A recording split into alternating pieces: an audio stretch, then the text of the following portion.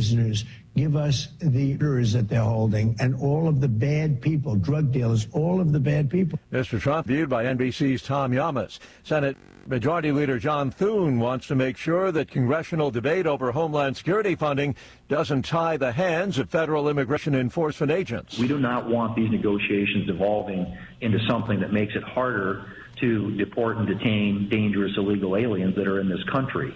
That bill needs to be focused on protecting and ensuring that law enforcement officers are safe in their jobs, able to do what the American people expect them to do, and to deport and detain dangerous illegal aliens. Thune speaking with the Salem Radio Network. The U.S. Supreme Court has denied a last-ditch appeal by California Republicans. They'd hoped to block Proposition 50 after the state's voters approved a new congressional map favoring Democrats. Disappointing, but unfortunately expected.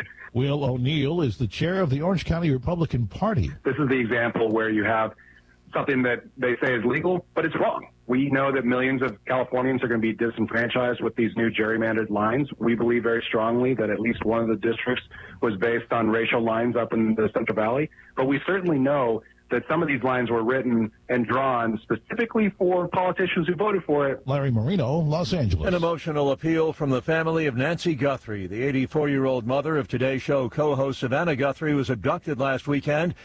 In an online video, her children appeal to the kidnappers. Please reach out to us.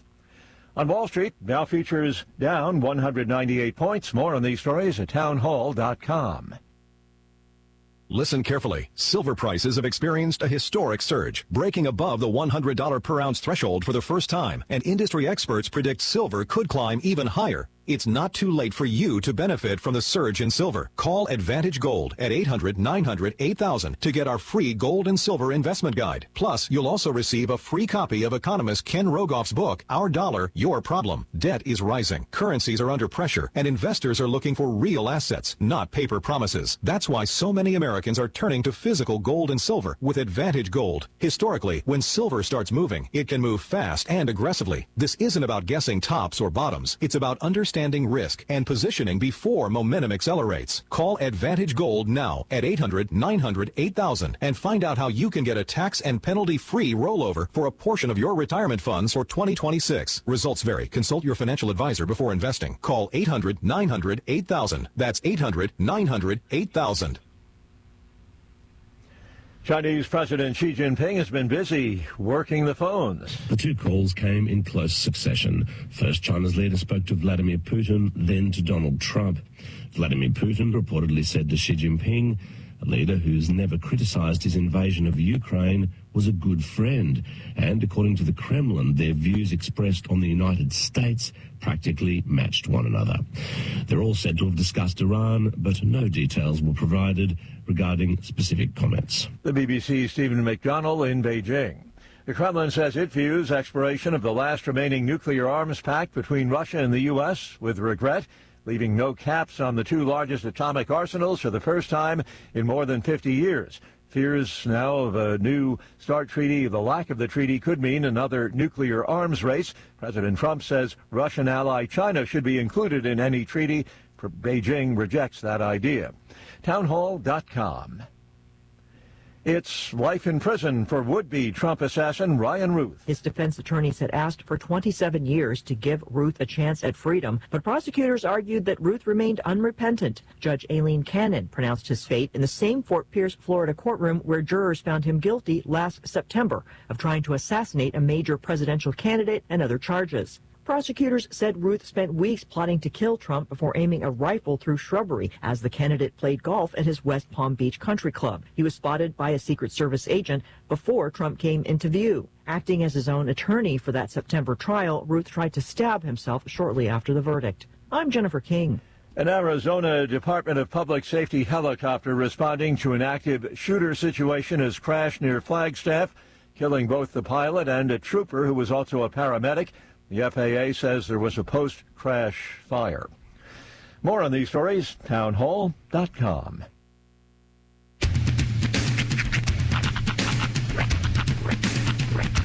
What in the wide, wide world of sports is going on here? I promise you, whatever scum did this, not one man in this force will rest for 1 minute until he's behind bars. Now let's grab a bite to eat. Yeah, come on. I feel the hot wind on my shoulder and the touch of a world that is older. I hit the switch and check the number. I leave it on and then I slumber. I hear the rhythm ringing through it. Flamenco guitar and cumbia music. I hear the talking of the DJ. The devil said, what does he say? I'm on a Mexican radio. I'm on a Mexican radio. Broadcasting live from high atop the J.P. White Building in downtown Roswell, New Mexico. It's Mornings with Mike Winters on 106.5 Roswell's Talk FM. Is that what I sound like when I talk? Now, here's your host, Mike Winters. And good morning, one and all. Welcome to Mornings with Mike Winters. I am he. That would be me, Mike Winters. Happy Thursday, everybody. Yes. The penultimate day of the week. It is. It's going to be nice today, like 65 or something. Yeah. 64 officially. Yeah, it's down to my walking jacket. Yeah, I'm like, it's like, weren't we in like living in igloos like 6 days ago? And, yeah, it's nice. Yeah, it's. I was trying to, and it's so funny how quickly we forget. Yeah. Because like I was like, somebody's like, "How you doing today?" I'm like, "Oh, better than last week." And I'm like, "What do you mean?" I'm like, "I can feel my fingers today." That's a cool thing. Remember Snowmageddon? Yeah. Remember when you had to scrape your windshield and then scrape it again because it froze over in the time that you started from one side to the other? I didn't see any. That reminds me, I didn't see during that time any TikTok videos of people trying to, throw water in the air. And I think it has to be negative degrees to do that. I think you could have pulled it off in New York. I did see a couple of interesting things. One I saw was, I guess somebody had tried to throw their coffee down on the ground, and it was, the coffee had come out of the cup, but as a frozen ice block. Like it was cup coffee in like cylinder form. The other one I saw, and this, I saw somebody was pouring vodka, and it was frozen. They had to it was a squeeze, but like a cheap vodka. Because alcohol freeze point. Negative 13 degrees you can freeze is vodka's freezing point. Wow. Yeah, so it was at least that, because it was coming out. It was like a gel. It was crazy. I'm like, that's how you know it's cold. Forget hot water in the air. I'm sure you can get a cocktail in Vegas that'll utilize that system for something. This is something I'm picking up because we've been watching.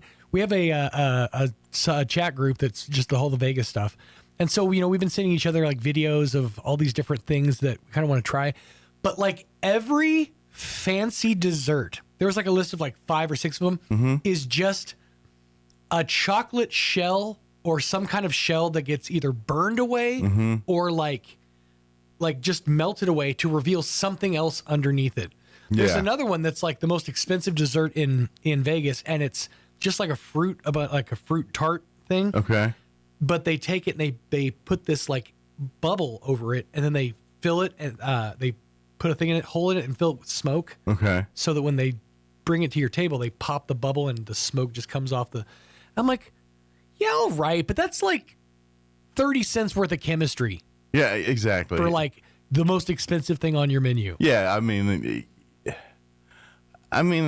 yeah, I would never ever want to do anything like that. First off, I don't like food performances in general. Right. Look, okay, I'll sit at the hibachi table while the guy throws a shrimp in my mouth, but that's about the line, right? That's fair. Yeah.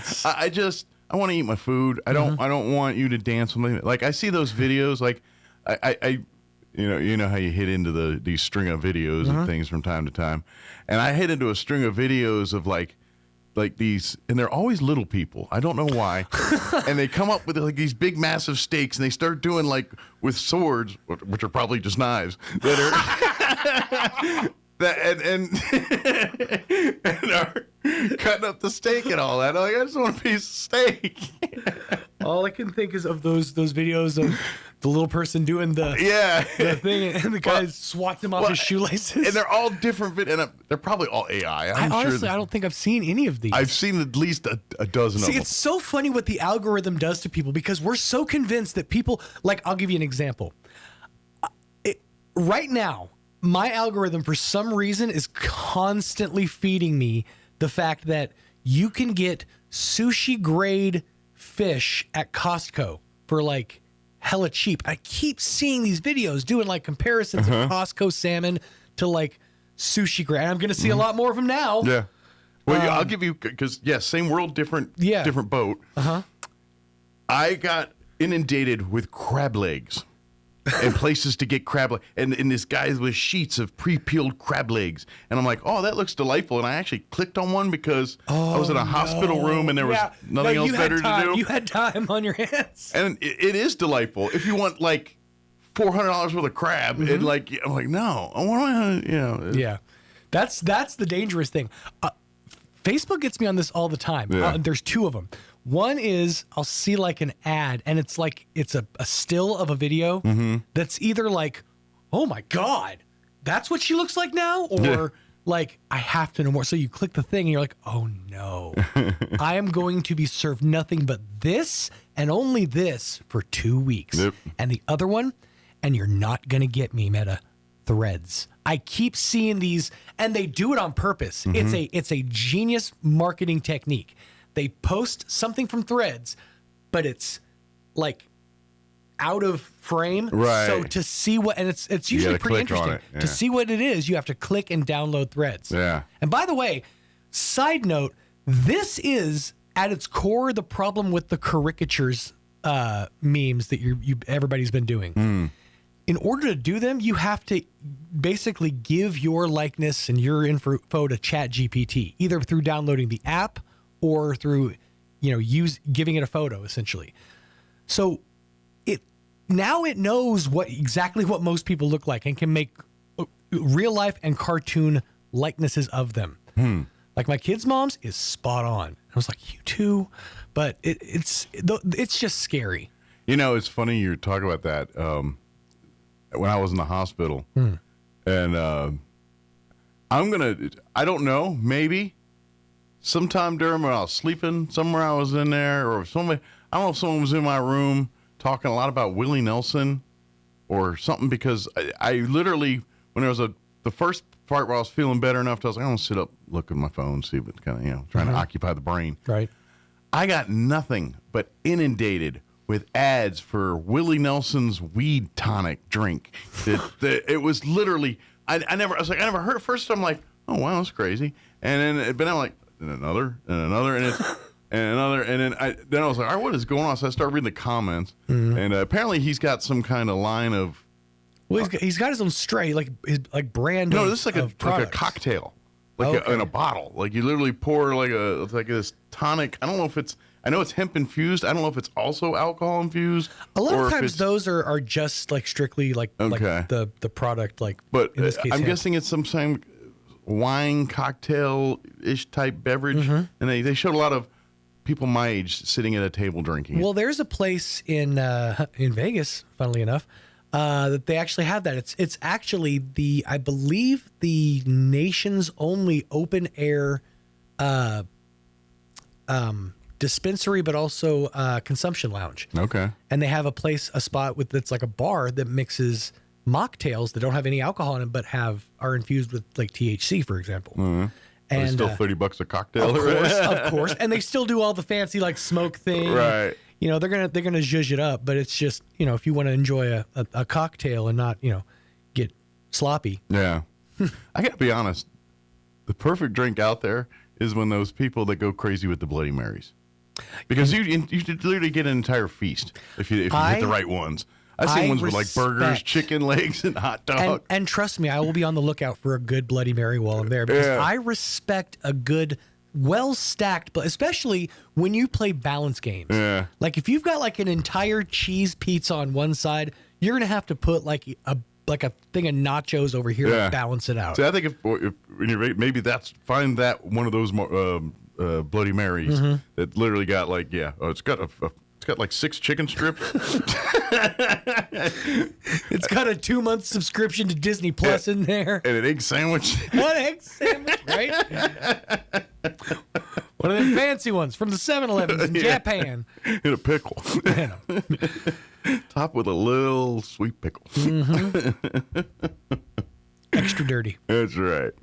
All right, let me give you the rundown for today's show.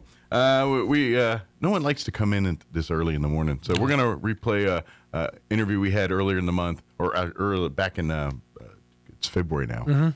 Remember? In the way back. Yeah, long ago. January 20th with the Extension Office talking about their stuff, so we're going to play that here in a minute. In the 8 o'clock hour, about 8:15, Damon Graham with the Leadership Roswell Alumni Association is going to join us. And believe it or not, it's that time of year again for Teen Leadership Institute. That'll be coming up here in the early spring, but now's the time for registration and all the putting it togethers Prep and what work. have you.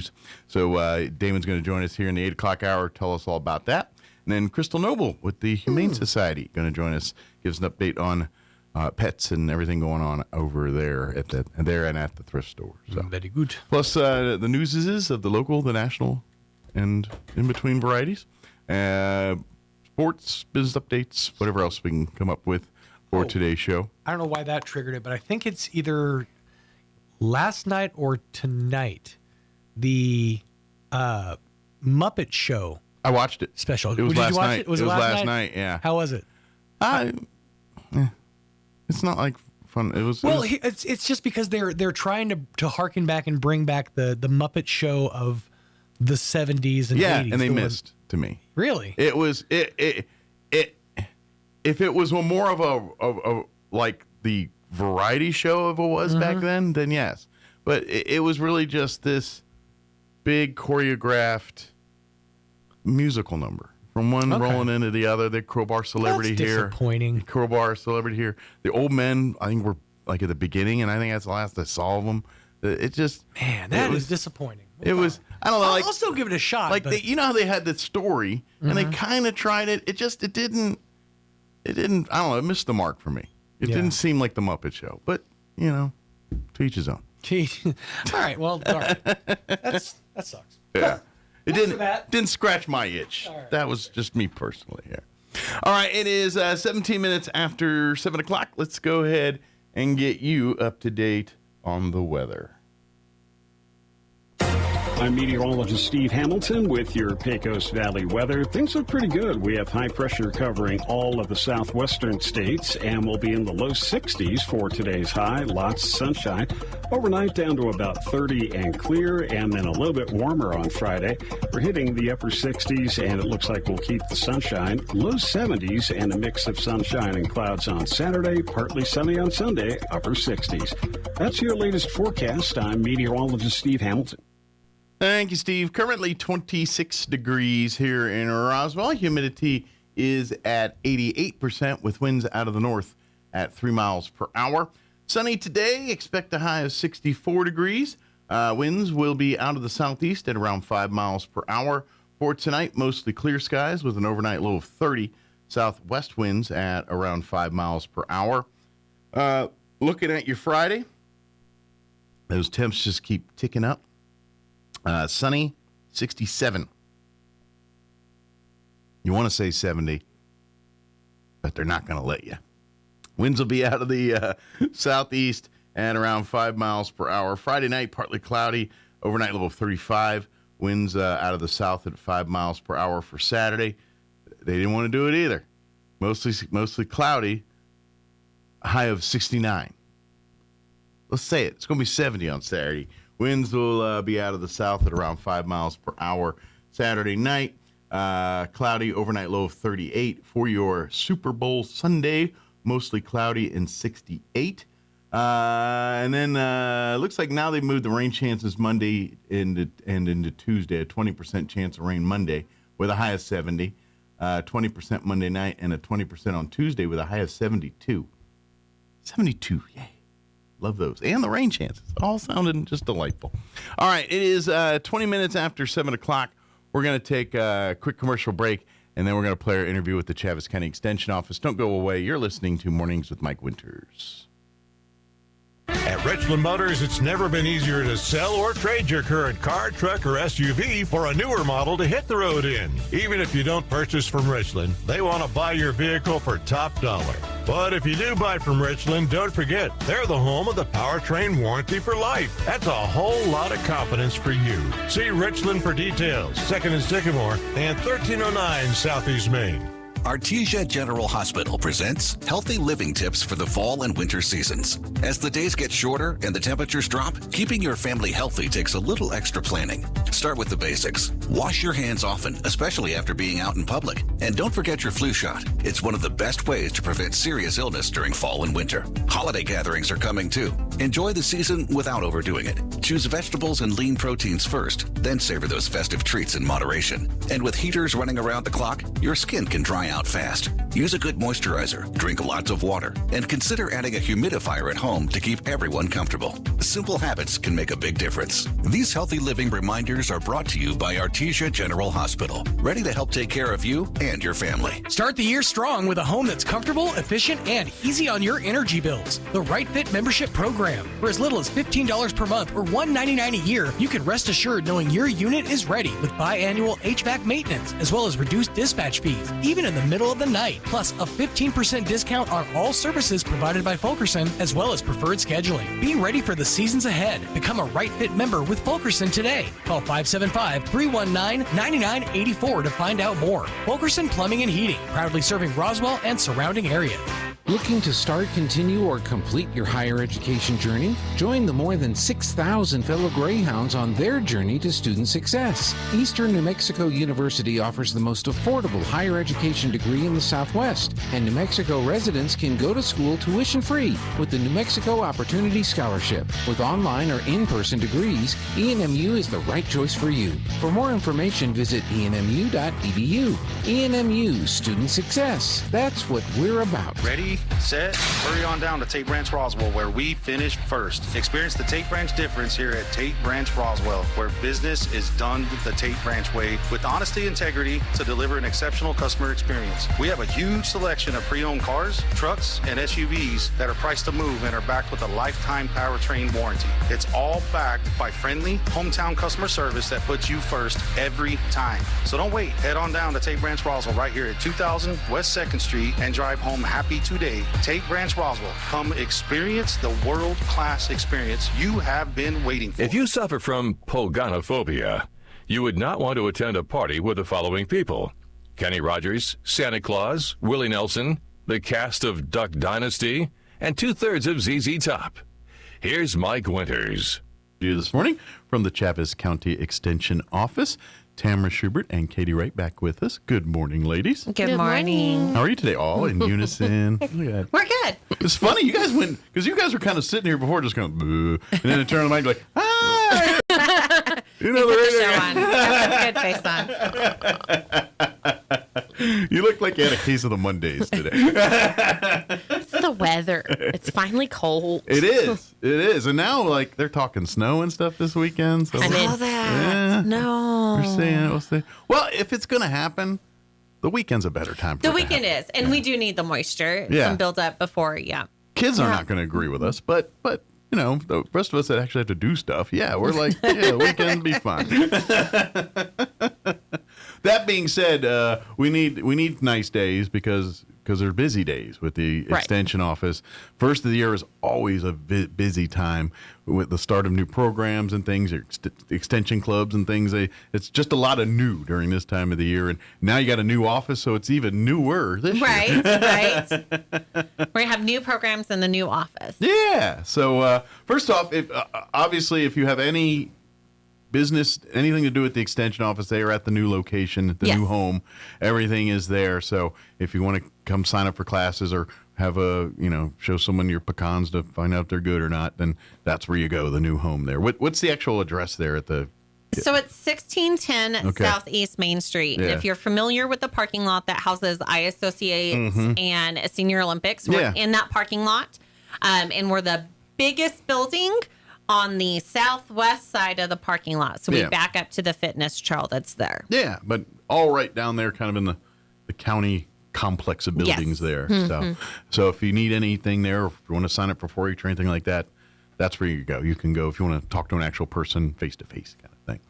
That being said, so let me ask, is there still sign-up opportunities for some of these classes, or are we past some of those deadlines here? So for some of them we're past, but for a lot of things that we're still open. Okay. Right. So our year-long health wellness prevention class, we have pushed back. We're going to start that one in February. Okay. So if you haven't called the office to RSVP for that one, please you got a little do so. Extended opportunity here. You do. So that's really focusing on all things food and nutrition wise. Mm-hmm. It's really based on preventing some chronic diseases, but it's going to be all things that relate to our health and wellness. Absolutely. And let's be honest, I'm going to guess, the average person is going to be 40s, 50, someone who's, they start getting diagnosed with diabetes or these types of things as we get older. And I'm not going to lie, what they taught you as a kid is not the same as what they teach today as far as health, nutrition.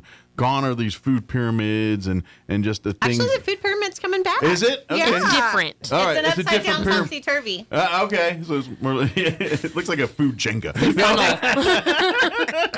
just got to figure out where you fit. But I mean, just the philosophies on nutrition and things like that. And to be honest, reading the ingredients on the back of a product at a grocery store can, you could have a degree in engineering and still make no sense to you. So that's why these classes are so helpful for folks. It really kind of cuts through the mustard, because I know some of you are just like, look, just tell me the healthy things to eat and I'll eat them,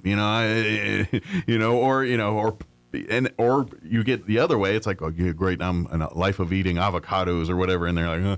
But that's what this class is all about. It's to show you different ways to do these things and to really how to balance nutrition and how to see, how it impacts and the science, especially with diabetes and things like that. They've learned a lot.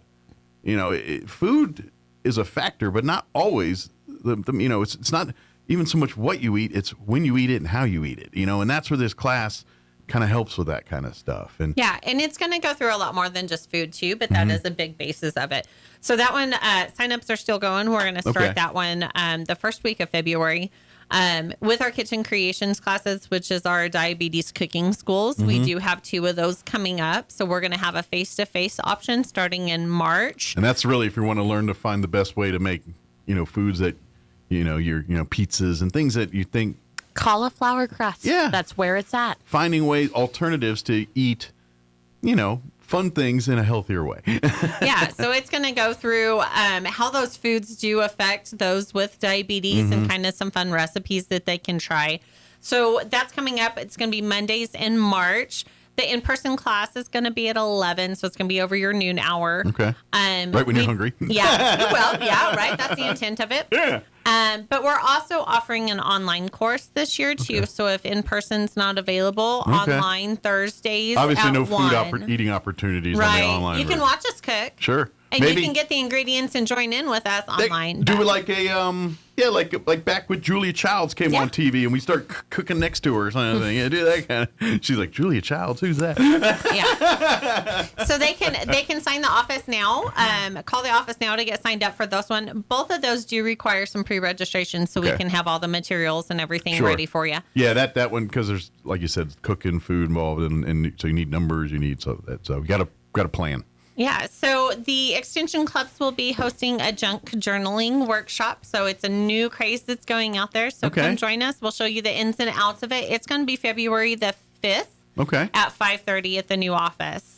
But other than that, we have some of our regular programs still going on. So Strong Bones does still happen at Bethel, at Grace, and at Senior Circle. So really Tuesday through Friday. Okay. All of them start at 10 o'clock in the morning. They just rotate different days at each site. So at those Strong Bones, are those, is it like exercise, or is it more the nutrition, or a little cocktail of both? Or? So it's really all about preventing osteoporosis and strengthening our muscles and our balances. So it's weight bearing, meaning using your own weight to do some of those, and really chair functions. Okay. So if you're concerned about osteoporosis, things like that. Sure. Strengthening, having trouble with balance, things like that. Those are some great classes to go to. Now, and this is where I'm not a doctor. Typically, I'm not saying men don't get osteoporosis, but generally that women are more susceptible to that, right? Or I don't even know. I haven't looked at the current research. But every going on person I with know it, they but- talk about it's usually females, and that's why I was kind of wondering if they're just lower calcium or something. I don't know, but Well, and everybody says, they fell and broke their hip, but really they broke their hip and then they fell. I got you. And so strengthening those bones and making sure that we're working that into our diet is important. Sure. I will tell you this, my grandmother drank milk pretty steady. She's drinking a couple glasses a day. And in her 70s, she fell down the steps and broke her hip. She fully recovered. How many women, anybody in their 70s that break a hip that fully recovered? She did. Now, she passed a couple years later from something completely different, but her hip was fine. But that's what I'm saying. There's something to the milk thing, folks. I'm just saying. Ever since that, but obviously there's a lot more to it than that. But strong bones do start with In February, it'll be the 21st at 10 o'clock in the morning. Okay. And they're going to do a lesson on saving your rose bushes from pests. So if you've got roses around and you've got pest issues, this is one that you want to go to. By pests, I mean bugs or like people stealing your flowers for a romantic getaway. Got lots of legs pests, yes. Yeah, no stealing flowers prior to Valentine's Day. Yeah. Rude. The other things that they'll have coming up on March the 5th, Portales, so Roosevelt County is going to be hosting our Southeast Ranchers Workshop. Okay. And the registration for that one will be out pretty quick. Very good. Excellent. And, of course, what about 4-H stuff? I know it's always time to join 4-H. Always time to join, but if you want to compete, we're kind of getting towards the tail end of registering and being able to compete in our fairs this summer. So come join us. I would imagine, there might be a few animals you're a little late in the game to Most do for folks this. have probably already bought their beef. Okay. But there's still some room for some other critters. Sure. So. Well, and that's just the beauty of 4-H and even if you don't like animals, you can still, there's plenty to do in 4-H. Absolutely. But like, I know at the fairs and stuff, like pets, it's not always livestock.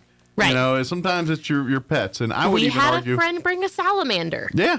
I mean, rabbits, chickens, shoot. We have city ordinance now. People living in city folk can have chickens right now. Right. So. You do need to make sure you have enough space for your chicken. Yeah, please. There are rules on that one. Just to roll up with all right, let me throw them in the yard here. And no fences, no problem. We just keep them in the living room. Yeah, no. You might get a phone call on that one. Maybe. But there is lots of opportunities. For sure. So we're also working on our project workshops. So if you've signed up and you know what you're doing, we're offering lots of educational opportunities for those various activities. Absolutely. And of course, if you're not sure, come by the extension office. They'll show you the quite extensive list of different clubs and organizations through 4-H that you can be a part of. Mm-hmm. Like we said, not all of them are touching animals. Most, some of them are dealing with computers or shooting sports, or there's a lot of other opportunities. Now, if you want to get your hands dirty with the animals and livestock, then plenty of opportunities there too. But that being said, there's so much more to 4-H than showing animals at the fair. That's just one little sliver. Absolutely. We are in the heart of shooting sports season. Like, we are kicking it off, getting ready to go. Okay. So this is the perfect time to join if you're thinking about shooting sports. Absolutely. And I know those folks have a lot of fun doing that. And and they're pretty good too. They go out there and win awards and things for doing this stuff. Right. And plus they go all over the state. They get to, and it's obviously it's shooting in safe. They learn, but they really do with with like the clay shoots and the different shoots that they do. It's a lot of fun. Right. Let's make some friends. If you're not sure, if you're not sold yet, come visit us at the library. 4-H Day at the library in Roswell and Hagerman. I believe our upcoming one is housing and interior design. Okay. So come sample some projects, hang out. Are they both libraries? Is it the same project at both libraries? Yes. So if you're like, oh, I want to do the one there. It's at either one. You don't have to. I got to go to Hagerman to catch. Nope. You can find it in Roswell too. If life happens and you miss Roswell, come see us in Hagerman. Yeah. Or if you just really, really liked it. You want to do it twice? Yes. We've had those. Sure. Well, I imagine it's maybe you bring like one child or one friend and you're like, oh, I brought another one this time to come, who would really like this? Yeah. So-and-so down the street. Exactly. And then it gives them an excuse to say, well, then we'll have lunch in Hagerman afterwards and all that. So there you go. Yeah, make a thing out of it. Of course, speaking of, we talk about 4-H and all that. There's also the extension clubs, which we lovingly call 4-H for adults.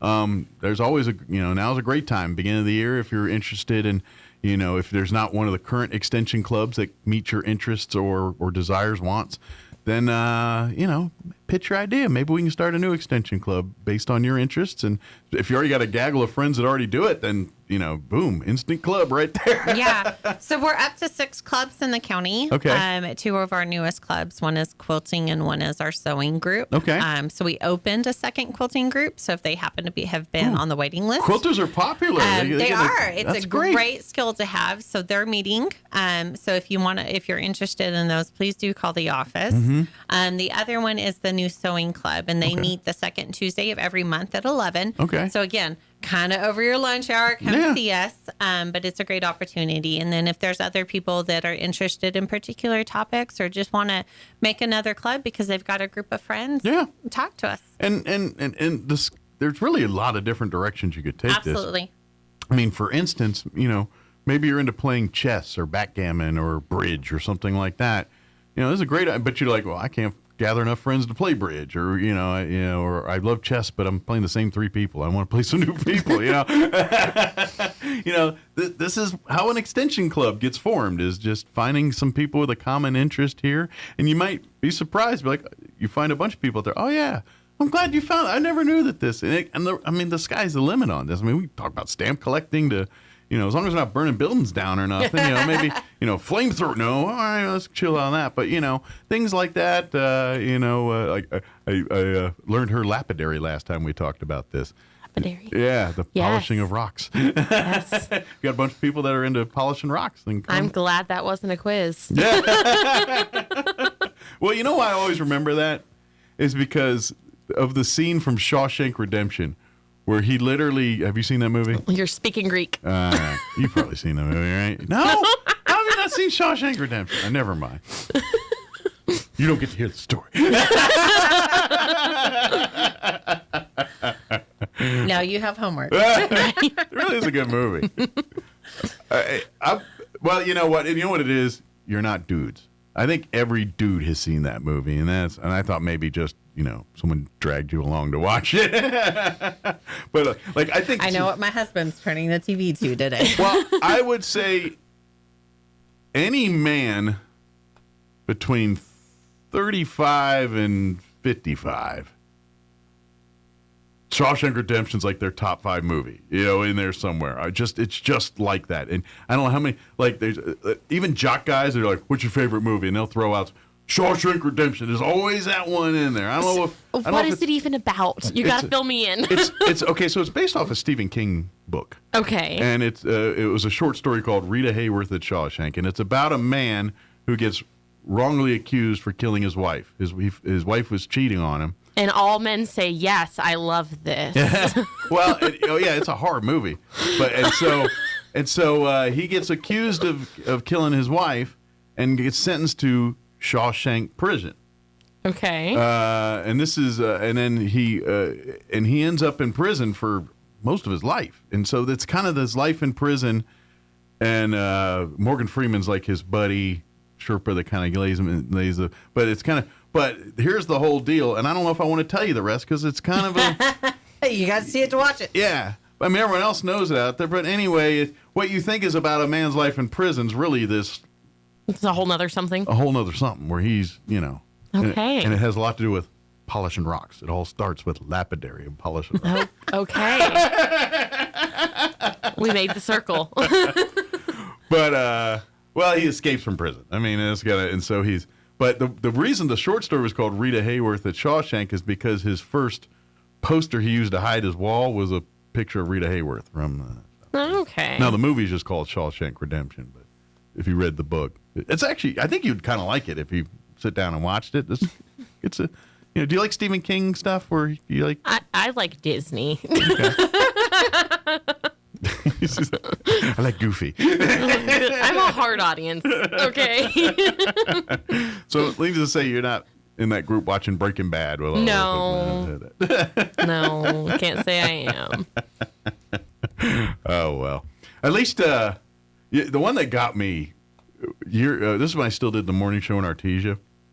I would interview high school students a lot. Mm-hmm. And I don't remember how we got there, but I made a Back to the Future reference. Please know you know that movie, right? I've seen Back to the Future. I've seen all of them. Okay, I'm not going to do this again, am I? But I made a reference about Back to the Future. And they literally looked at me like I had no idea what they're saying. I was like, look, I get it's an older movie, but I swear, if you turn on a TV at any given time of the day, if you scroll through the 200-some channels, one of them's got Back to the Future on. It should be there, yes. If not the first one, the second one, or the third one. And usually they follow each other. They just show it all day. And but I did not know. Okay, let me make you feel better. So before I came to Extension, I was teaching. I was teaching first grade. And I had different jobs that I changed out for my students every day. Mm-hmm. Every quarter, we'd get a whole new set of jobs. They'd get different names, whatever. I had the math magician that did the board for our math activities and stuff like that. But one of our new jobs was Vanna White. Okay. So their job was to point at the board, right? Obviously. And they didn't know the Vanna White. Nobody knew who Vanna White was. She's at least on TV still. Now, granted, only old people watching Wheel of Fortune at 6:30 at night or whenever it comes on. I need everyone to go home and ask their parents who Vanna White is. If you can come back tomorrow and tell me who she is, you get an A for your homework. Wow. You get a sticker. And to be honest, her work got less over the years. Right. Because back in the day, she actually turned the letters, and then she'd have to touch them. Now I think she's got to walk by them, and they just come on. If only our work was as easy as Vanna White. But kudos to her. Right. That woman, I have no idea how old she is, but she looks amazing. And I'm guessing she's got to be 70s at this point. She went to Kitchen Creations. She's eating cauliflower pizzas. That's all I'm saying. But, she's timeless. But then again, I guess if your whole life, there's not a lot of stress in that job. I'm just saying.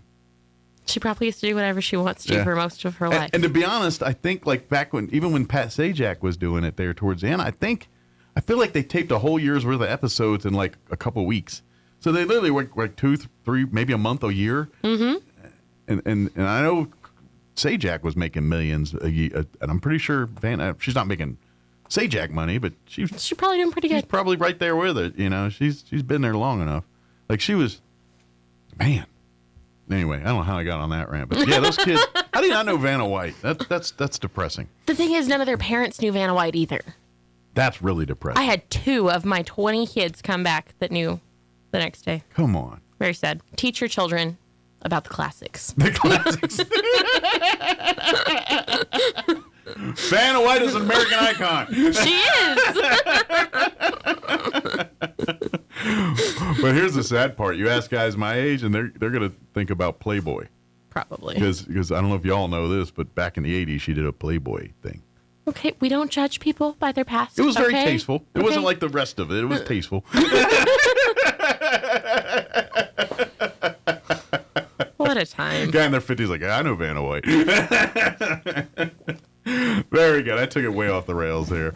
Did we get everything? Is there anything we missed? Anything we wanted to mention? We have a new phone number, and I don't think we shared that. We should share that. So our new number is 575-343-9075. So say it one more time. 575-343-9075. We need to work that into song form. Then right? We'll remember it. Yeah, we got to do something. One of Cars for Kids. That one always do something. Some kind of jingle. Okay. Matter of fact, Sean and I were just talking about that last hour. Shawshank Redemption and jingle. Homework. Okay. I like it. Shawshank Redemption. I'm going to tell Sean. That's your new movie idea. Shawshank Redemption. I have no idea, Mike. I can't even Google it. Shawshank Redemption. Shaw? No, I like Sean better.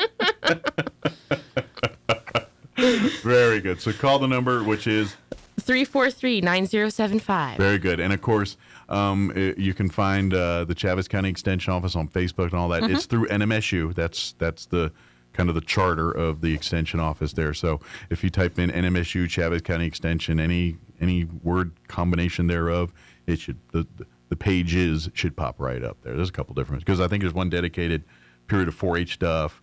I think there's one to ag stuff. So there's, depending on whatever your particular avenue that you're interested in. So, speaking of which, I know Is there? Are you guys still filling all the voids there? Or do you guys have some other staff? Our ag position is still open. Okay. It's set to close the middle of February. Okay. So if you know anybody that would be great to help educate on the ag side, so that's anything urban horticulture related, pest management related, farm and livestock related. How are we going to get our soil temperatures without this new person? Me. She's the one sticking the thermometer in the dirt every morning. No, so we have some great volunteers located around Chavez County, and they're the ones in all the quadrants, and they just send them into the office. Very good. So you don't have to actually go out there with a temperature probe. Yep. Lift up your tongue. That's definitely how that works. Could have gone the other way. Good deal. Well, did we get it all after all that? I think so. I think we're good. All right, very good. Well, thank you, ladies. We appreciate it. We'll see you next time here. And, of course, anything else we could do, don't hesitate to reach out. All right. And, folks, come sign up for these clubs. Sign up for. There's so many opportunities and wealth. And even if you can't get into some of these, if you miss the deadlines for some of the health classes, if you're looking for resources, please don't hesitate. They'll be happy to give you links to information on any kind of health or any of that stuff.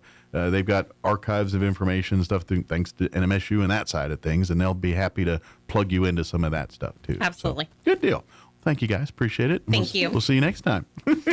We're gonna do a book report on Shawshank Redemption next time you're here. Two pages. I don't think I'm gonna be here. Single spaced, no double spaced stuff. I know that. And no ChatGPT either. You can't cheat on that. I see a lot of that now. I'm starting to perfect recognizing that. So, very good. Thank you guys.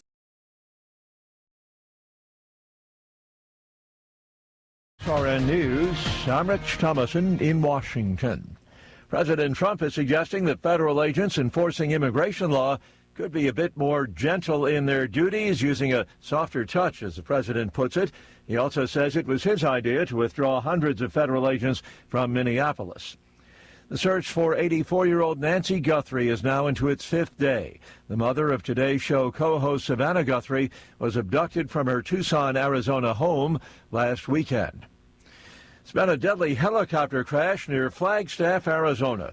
The state's Department of Public Safety says a trooper and the helicopter pilot were killed while responding to an active shooter situation. No reports of injuries from last night's fire at the Orthopedic Institute of Lehigh Valley Hospital, just north of Scranton in Dixon City, Pennsylvania.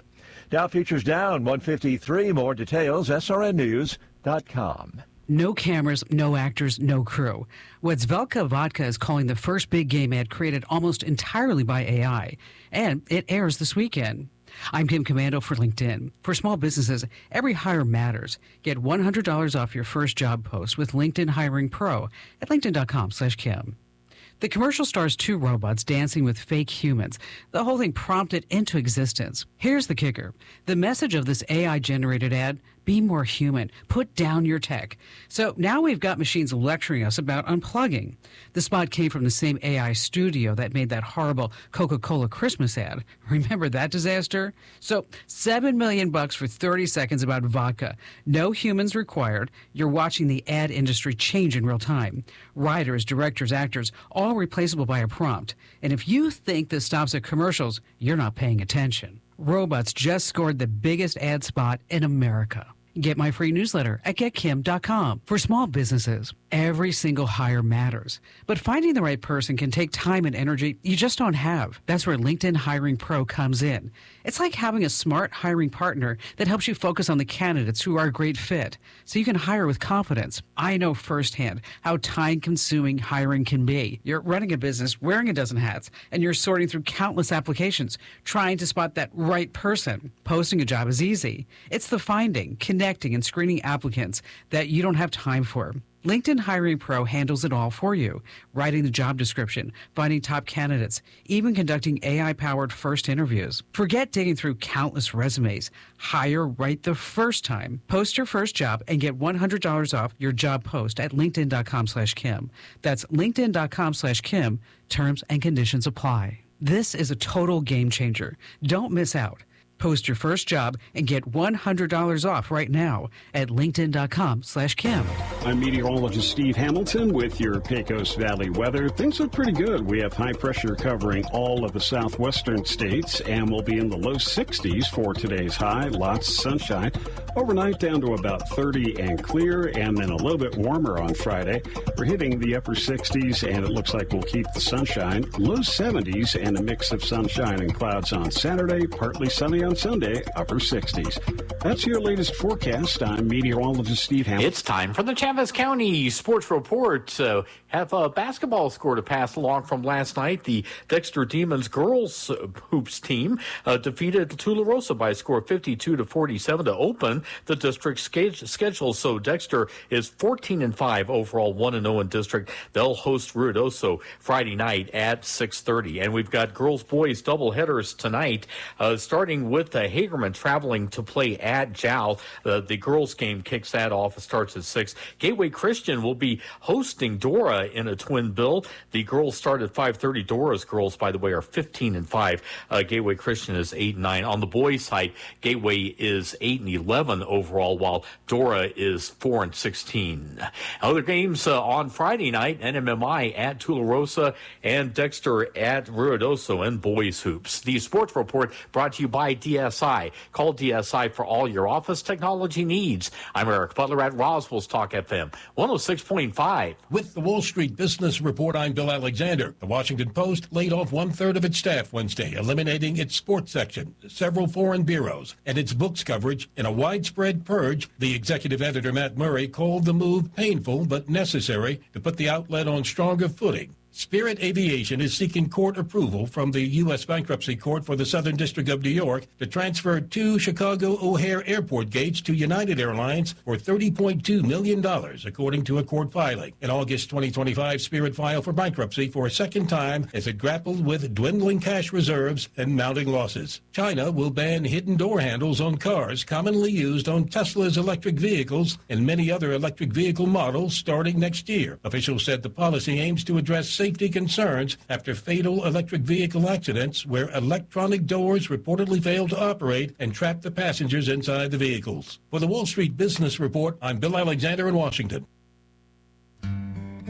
Jesus gives the following instructions. Love your enemies, do good to those who hate you, bless those who curse you, pray for those who mistreat you. If someone slaps you on one cheek, turn to them the other also. If someone takes your coat, don't withhold your shirt from them. Give to everyone who asks, and if anyone takes what belongs to you, don't demand it back. Do to others as you would have them do to you. Jesus is calling us to do the opposite of our natural tendencies. He calls us to be different, to stand out for good, to be light and not darkness. He calls us to lead by being servants. As you go through this week, practice putting someone else's needs ahead of your own. Pray for someone who's hurt you. Don't retaliate when someone offends you. See what difference it makes in your heart. You may be surprised by the outcome. You may not, but whatever happens, you'll be following the teachings of Jesus, and that's always the right choice to make. Join us at the Country Club Road Church of Christ for worship at 10 a.m. on Sunday, located on the corner of Country Club and Washington in Roswell. We have new dining furniture that will make you a hosting hero. This is Melanie from Glenn's Furniture. Take a break from overpriced stores. Our top-notch tables come in dining and counter heights and feature 6 to 10 chairs with styles that are sure to impress your guests. Pair your table with luxurious buffets and servers to enhance the classic dining experience. All our tables are ready for immediate delivery, so buy from Glenn's today and dine on it tonight. Come see us on the corner of Union and Alameda, where delivery is free since 1953. Set, hurry on down to Tate Branch Roswell, where we finish first. Experience the Tate Branch difference here at Tate Branch Roswell, where business is done the Tate Branch way with honesty and integrity to deliver an exceptional customer experience. We have a huge selection of pre-owned cars, trucks, and SUVs that are priced to move and are backed with a lifetime powertrain warranty. It's all backed by friendly hometown customer service that puts you first every time. So don't wait. Head on down to Tate Branch Roswell right here at 2000 West 2nd Street and drive home happy today. Way, Tate Branch Roswell. Come experience the world-class experience you have been waiting for. Wakefield Oil Company is a name you can rely on with full service at the pump the way it used to be. You can expect service in just 15 seconds. They offer bulk fuel and oil services and even diesel exhaust fluid. Wakefield Oil Company will deliver to farms, ranches, dairies, the oil fields, and more with dependable service you can count on. So the next time you need service or delivery, go with the name that locals have trusted since 1983. Wakefield Oil Company, 311 South Virginia in Roswell. Let them earn your business. Your fingernails grow faster on your dominant hand. Not sure which is your dominant hand? Just wait. You'll nail it. Here's Mike Winters.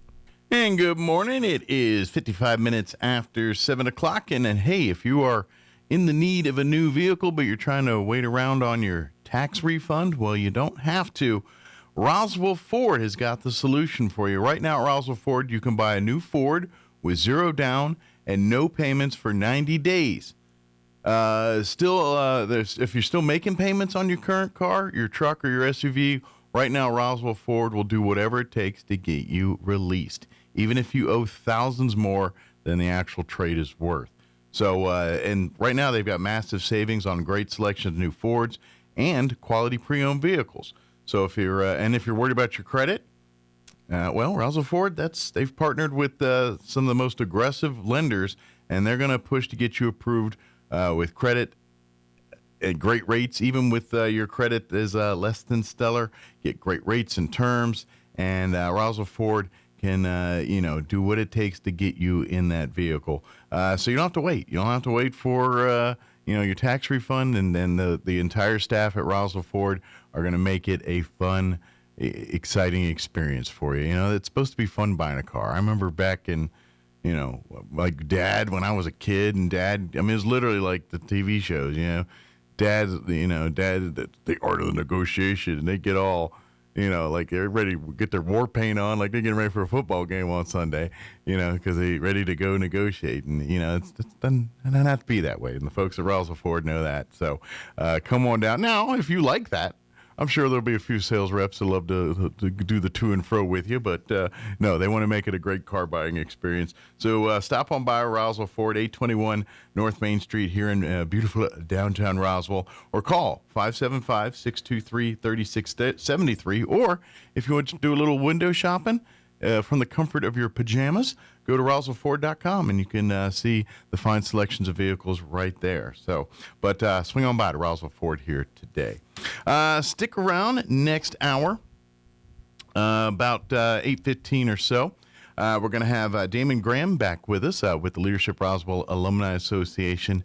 And coming up, I know it's starting to feel spring. Like today makes you feel like spring's, around the corner a little bit. But we are into February, which really we are, just over a month or so away, month and a half-ish or so away from their annual Teen Leadership Institute. They do every spring, usually around the April time frame. But Damon's going to join us, give us all the details for this year's 2026 Teen Leadership Institute for high school seniors and juniors with scholarship money opportunities.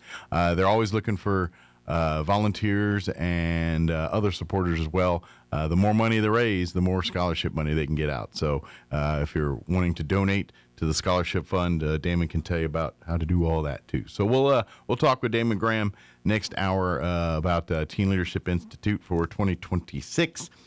In the 9 o'clock hour, about 9:15, Crystal Noble will join us with the Roswell Humane Society and give us an update on pets looking for homes and deals going on at the thrift store now that we're going to be getting into Valentine's Day and things like that. So believe it or not, you can find some great Valentine's Day gifts at the thrift store, like from collectibles to even like expensive clothing and jewelry and purses that aren't expensive there because it's at a thrift store.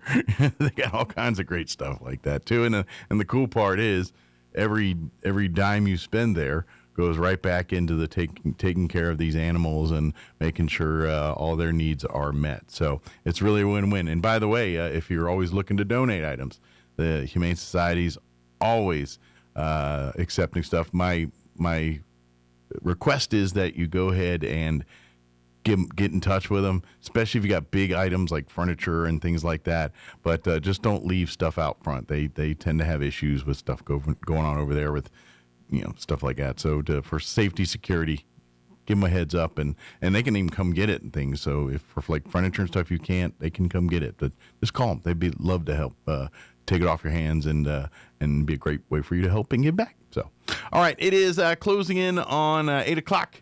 News up next. We'll be back on the other side of news. Don't go away. You're listening to 106.5 Roswell's Talk FM, KEND, Roswell, New Mexico. We'll be back. Breaking news this hour from Town Hall. I'm Rich Thomason. President Trump is warning Iran's supreme leader against trying to rebuild Iran's nuclear program. The president says Ayatollah Ali Khamenei should be, in Mr. Trump's words, very worried. The president says there is a lesson to be learned from the anti-ICE rioting in Minneapolis. Maybe we can use a little bit of a softer touch, but you still have to be tough. These are criminals. We're dealing with really hard criminals. Mr. Trump, interviewed by NBC's Tom Yamas, he says it was his idea to scale back the number of federal agents in Minnesota as long as local authorities hand over illegal immigrants jailed for serious crime. Well, today is a day, the U.S. Capitol, the place of 74th Annual National Prayer Breakfast. Regardless of our backgrounds, our roles, or our viewpoints, we come together with a shared desire to seek wisdom, guidance, and perspectives beyond ourselves. That is the heart of why this gathering matters. Republican Senator Roger Marshall co-hosting the gathering with Democrat colleague Senator Kirsten Gillibrand. President Trump is speaking at the breakfast.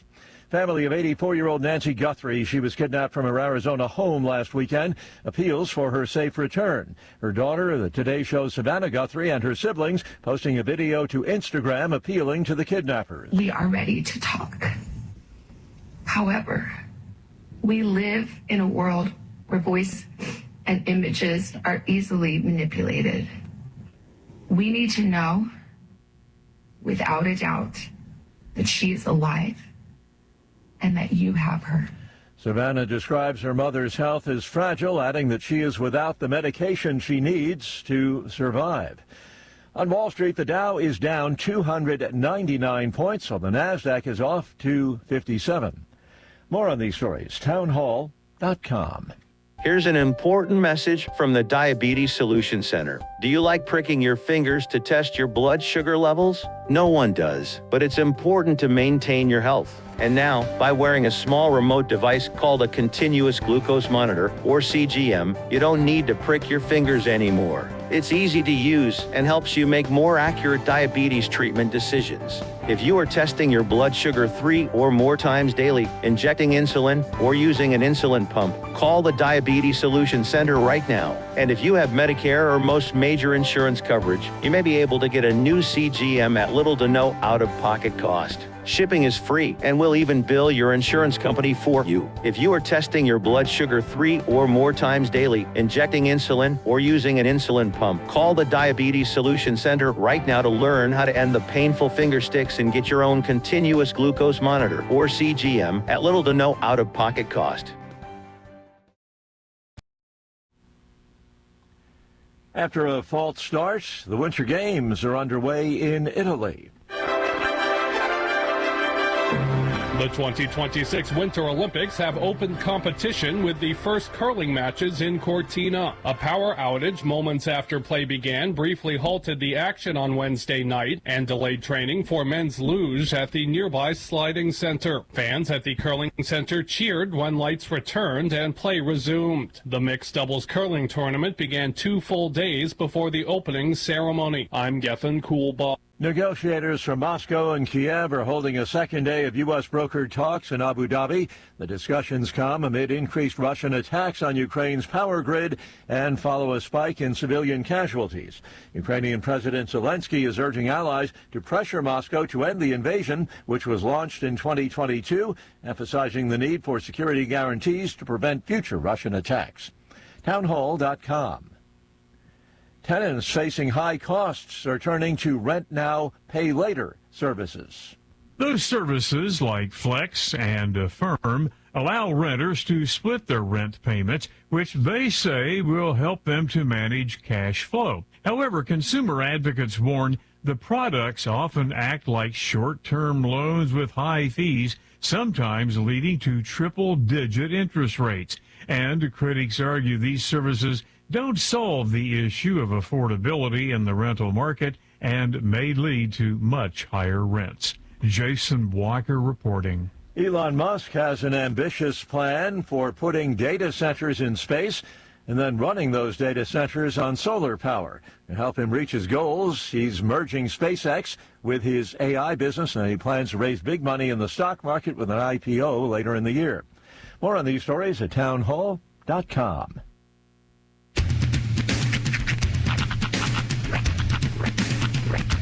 What in the wide, wide world of sports is going on here? I promise you, whatever scum did this, not one man on this force will rest for 1 minute until he's behind bars. Now let's grab a bite to eat. Yeah, come on. I feel the hot wind on my shoulder and the touch of a world that is older. I hit the switch and check the number. I leave it on and then I slumber. I hear the rhythm ringing through it. Flamenco guitar and cumbia music. I hear the talking of the DJ. The devil witch and what does he say? I'm on a Mexican radio. I'm on a Mexican radio. Broadcasting live from high atop the J.P. White Building in downtown Roswell, New Mexico. It's Mornings with Mike Winters on 106.5 Roswell's Talk FM. Is that what I sound like when I talk? Now, here's your host, Mike Winters. And good morning. It is 6 minutes after 8 o'clock. Welcome to hour number 2, The Deuce. Of Mornings with Mike Winters, right here on 106.5 Roswell's Talk FM. Happy, oh so happy Thursday, everybody. Oh, the happiest. Yeah. Indubitably.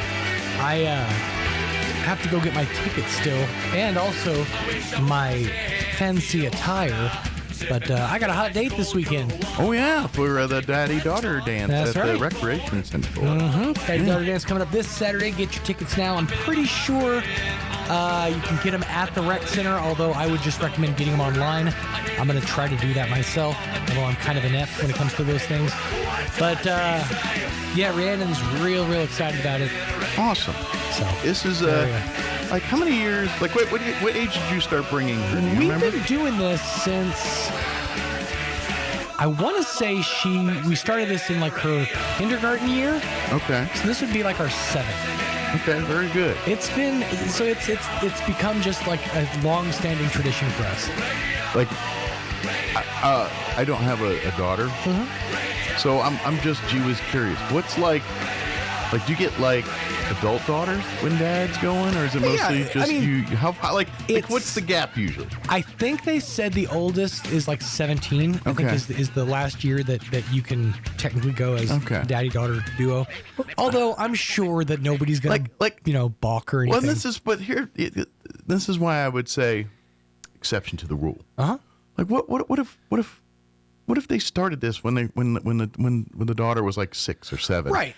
Now she's like 25, and they still want to do it. I will agree, but I think that it's more for the target for the music demo. I get you. Because I guarantee, and this has only happened a couple of times, but I'm going to bet it'll happen again this year. Yeah. At some point, Baby Shark will play.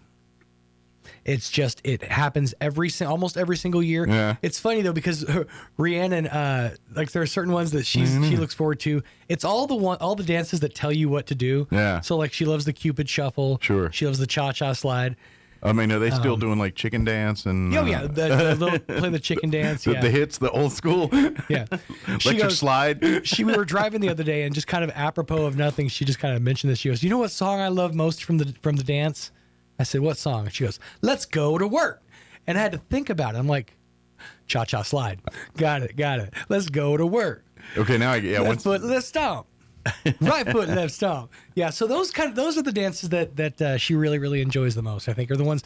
And honestly, who doesn't like being told exactly what to do on the dance floor? You know, I'm not a dancer. But if you get me on the dance floor, telling me exactly how to do everything is very helpful. Thank you. One of the messiest experiences of my entire life. Jocelyn was there for this one too. Our friend Misty's wedding. She wanted us to learn the dance to the song "The Get Up." Okay. I don't know if you know what song I'm talking about. I don't know. It was a song. It was a line dance that got real popular a few years ago. Okay.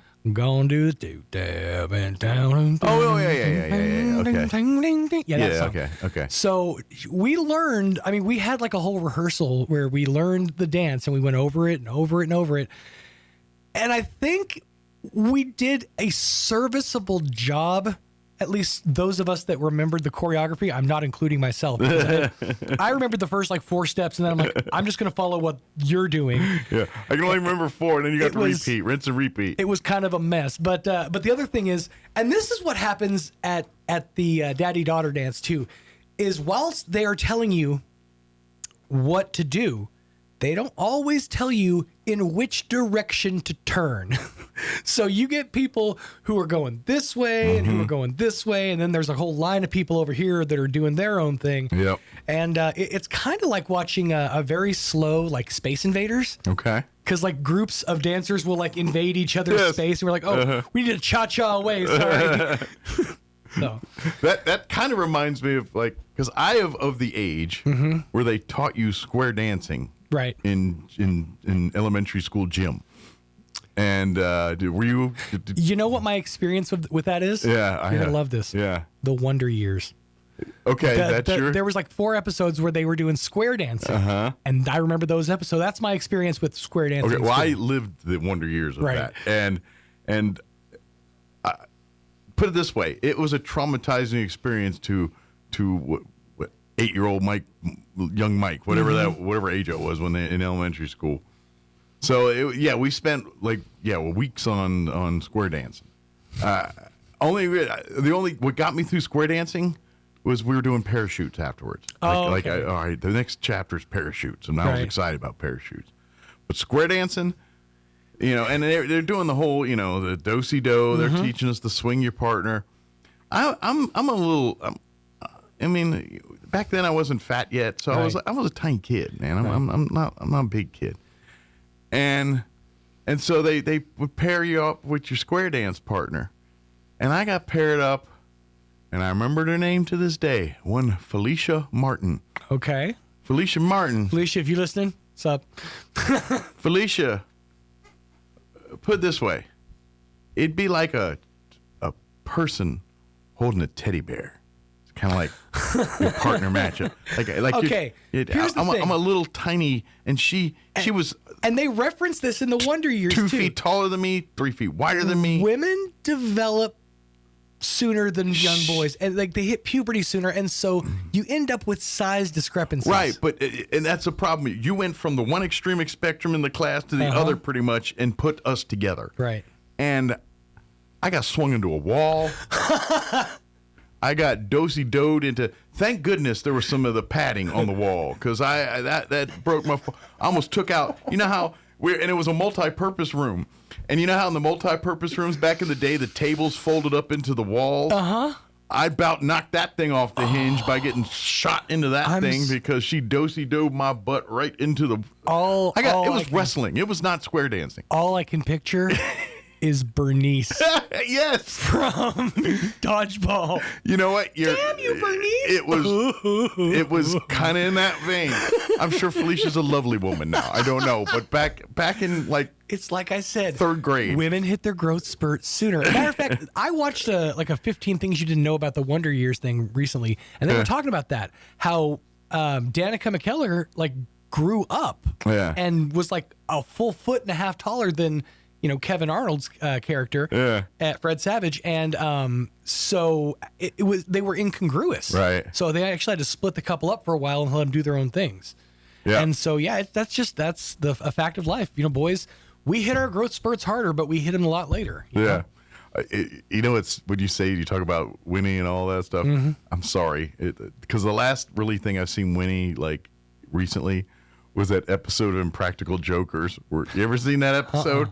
Oh, it's from like it's classic Joker, right? And it's a punishment for Murr, and they've got him literally in a red, white, and blue wrestling singlet, not singlet. I think it was a singlet. It was like a tighty like whities. the Borat thing. Pretty much.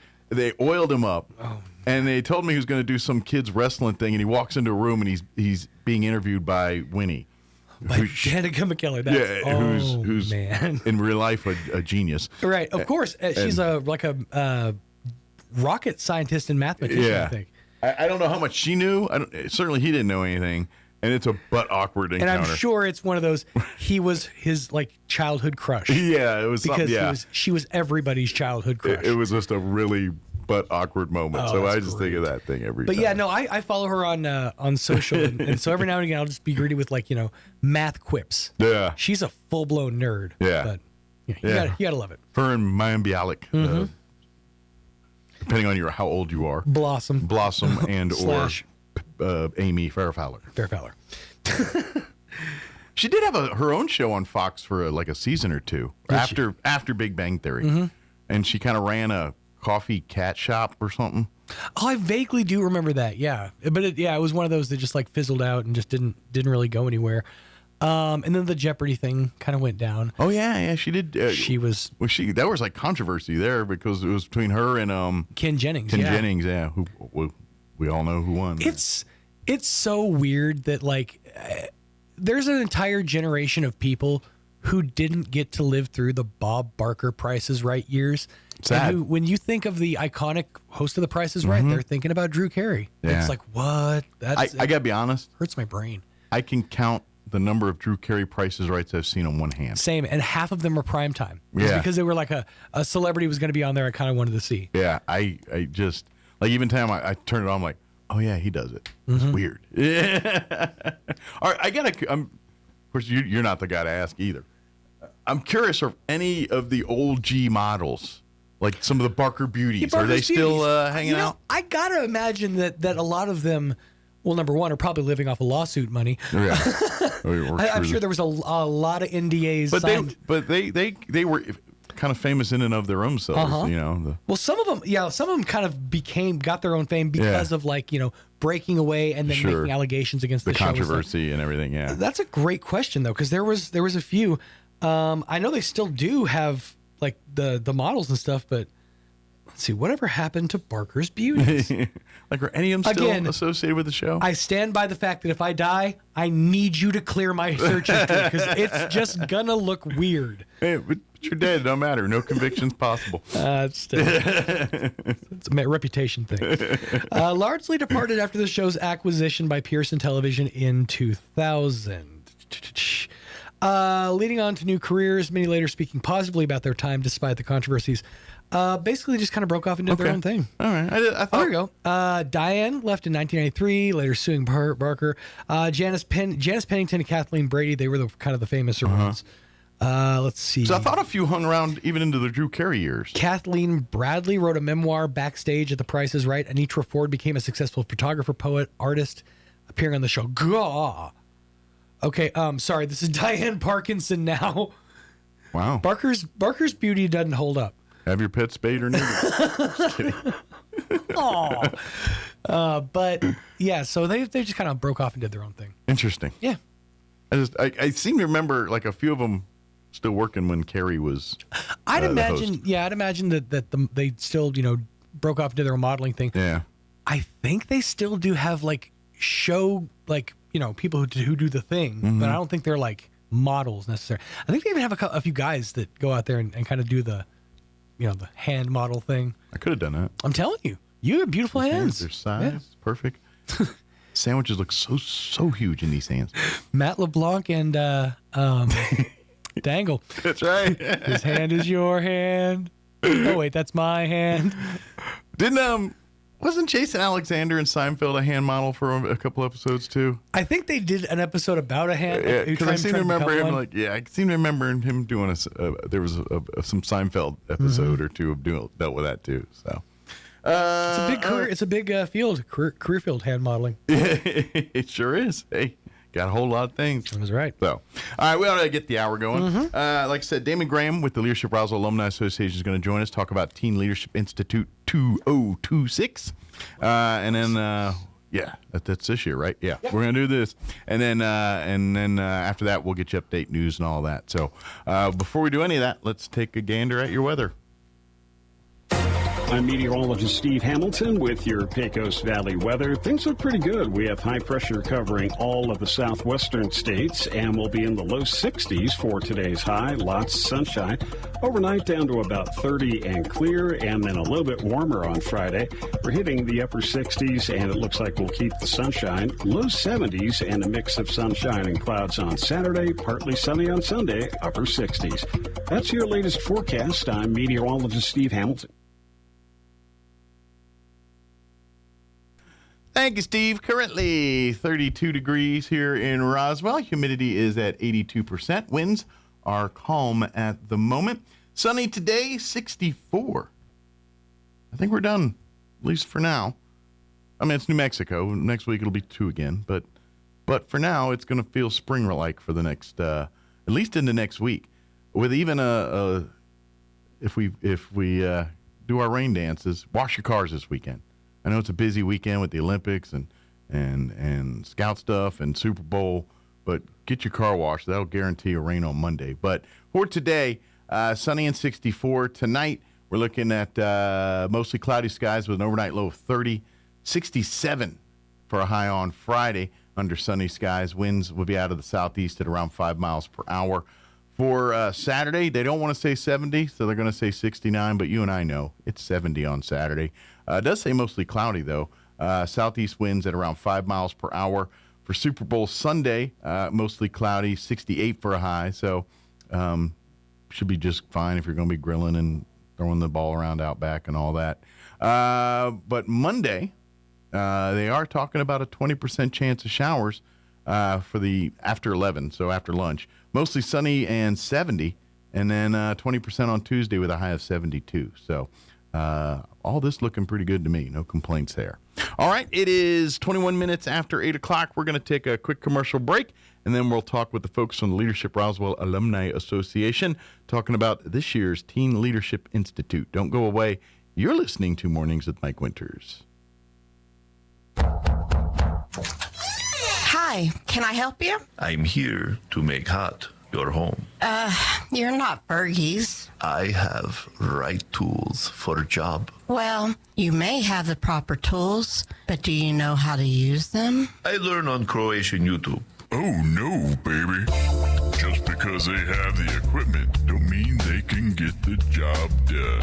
Let Fergie's work their mojo on your heating and AC unit. 622-2660. Fergalicious. Looking to start, continue, or complete your higher education journey? Join the more than 6,000 fellow Greyhounds on their journey to student success. Eastern New Mexico University offers the most affordable higher education degree in the Southwest, and New Mexico residents can go to school tuition-free with the New Mexico Opportunity Scholarship. With online or in-person degrees, ENMU is the right choice for you. For more information, visit enmu.edu. ENMU, student success. That's what we're about. Do you wake up and wonder why your jaw hurts or why your teeth are sore? You could have been clenching or grinding your teeth all night and you don't even remember it. Hi, this is Dr. Sarah Usher at Carabelli Dental, and we can provide Botox treatments as a solution for those overworked muscles. If you are eager to find a solution for pain relief, if you want to stop breaking your teeth, or maybe you want to sleep better, come experience why our patients choose Botox treatments from the experts at Carabelli Dental. Come see the team at Carabelli Dental at the corner of 9th and Main in Roswell, or call 575-622-4455. When you or a loved one need medical transport, TransAero answers the call. Trans-Aero Medevac operates 3 rotorcraft bases and 1 fixed-wing base in southeastern New Mexico, allowing them to respond quickly to emergencies across diverse terrains. Their fleet extends coverage deep into New Mexico and West Texas, including Artesia, Carlsbad, Roswell, Ruidoso, Midland, Lubbock, and the surrounding areas. Ready to answer the call when every second counts. Trans-Aero Medevac, proudly serving southeastern New Mexico and West Texas. Flown for free, thanks to the partnership from the City of Artesia and Trans-Aero Medevac. Life support by air. The average American spends 2.5 days a year looking for lost items. We aren't sure how long Europeans and Asians look for lost stuff. We lost the list. Here's Mike Winters. And good morning. It is 24 minutes after 8 o'clock, and joining us in studio this morning from the Leadership Roswell Alumni Association, Chris Lethgo and Damon Graham back with us. Good morning, gentlemen. Good morning, Mike. How's everything in your world? It's kind of nice to see sun and stuff. I think that's, first of all, just wanting to be outside, and wanting to be outside is kind of nice. So I got so excited the sun was out, I tried to go swimming, but, it's not time yet. Give it a couple hours, and maybe some of the, by Saturday, some of the gray 72. snow will exactly. We'll provide even a pool for you here. So there you go. But before we get into the Teen Leadership Institute, let's kind of give folks a bit of background for what the Leadership Roswell Alumni Association is, and for I know most of our audience probably familiar, but I'll give the general and let these guys do the digging of the details. But Leadership Roswell is a program that's part of the Roswell Chamber of Commerce that has been going on for 30 plus years. 43 years here now, and Rick Kraft hasn't done all of them, but he's done quite a few, and it is a program that is well respected across the state. It is a beacon of getting people in touch with tools for leadership, connecting with their community, networking with other organizations and businesses with their community. It's a really a benchmark program that's been doing that. Well, after 30 plus years of 43 years of this class, we'll say, I don't know what the first class numbers were, but there's about 30 each year. It tends to build up a lot of graduates. So to kind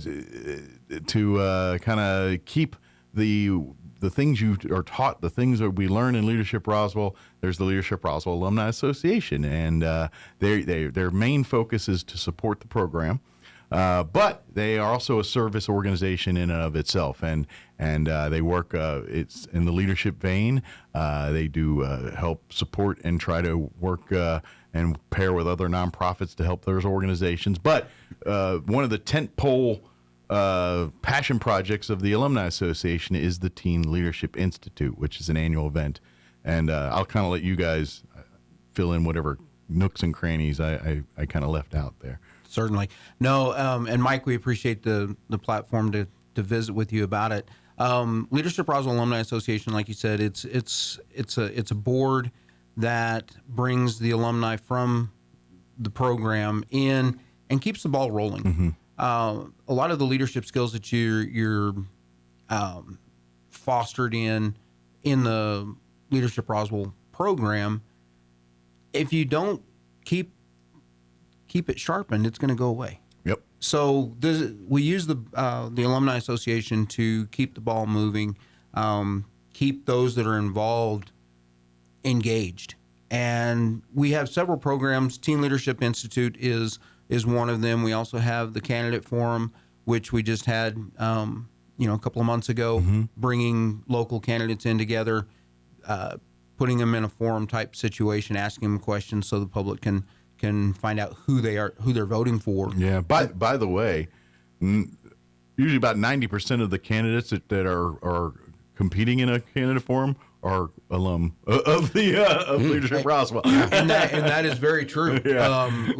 I confirmed that with Rick last time, and I forget the number that he told me, but you're not far off. Yeah. That there's a vast majority of local, political and non-political positions that the people that are running for them and typically end up getting them are graduates of the program. So we have the TLI, we have the candidate forum, and then we have the community awards. But TLI right now is our focus, and this is our 30th year of being in existence. And it's grown tremendously, so much. I mean, what it started out as probably like a one-day couple thing, and it's been over. Yeah, it's kind of evolved since then. But now we've got a creamy. It has evolved into something that I think is very, very functional. I went through Leadership Roswell in 2014 and have been associated with TLI since then. Now, I remember in 2016, we were able to, it was a one-day event, and at the end of it, we gave away $2,000 in scholarships. Well, over the course of 10 years, we have grown, we've morphed, we've changed. Now it's a 2-day event, and last year we were able to give away $18,000 in scholarships. The year before, 2024, we gave away $20,000 in scholarships. And this being our 30th year, our goal, shooting for the moon here. We are poised to give away $30,000 in scholarships. And awesome. Right now, from donations that we've already received and commitments, we're about halfway there. Okay, so the event's going to be taking place here in April. April 10th and 11th. 10th and 11th.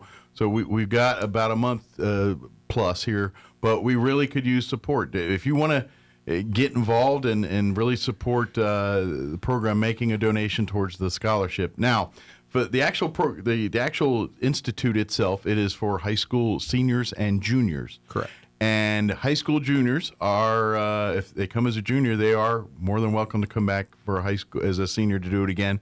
And they are more than welcome to double dip. Yep. If they do get scholarships junior year, then guess what? Defend your title. and we've had multiple of those take advantage of it. Yeah.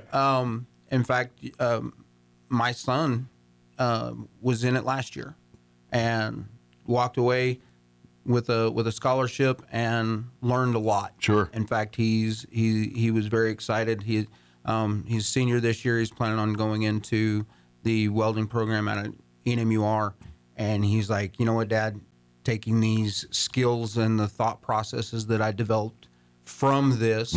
I mean, he's always had them, but this is a catalyst. The TLI is a catalyst to really jumpstart these students to thinking and planning, because they don't get that from the schools, and the majority don't even get that from their family or their parents. Well, and it's, to be honest, what these students learn in that weekend at the Institute, it's kind of hard to put them in those situations in a classroom or in your home sometimes. Yeah. Sometimes, out in the, and it challenges them in multiple ways. There's physical, I mean, at no point are anybody danger and thing, but you put them out of your comfort zone, and sometimes it means putting them up in the air. Sometimes it means putting them in a room with two things in their hand and saying, figure it out.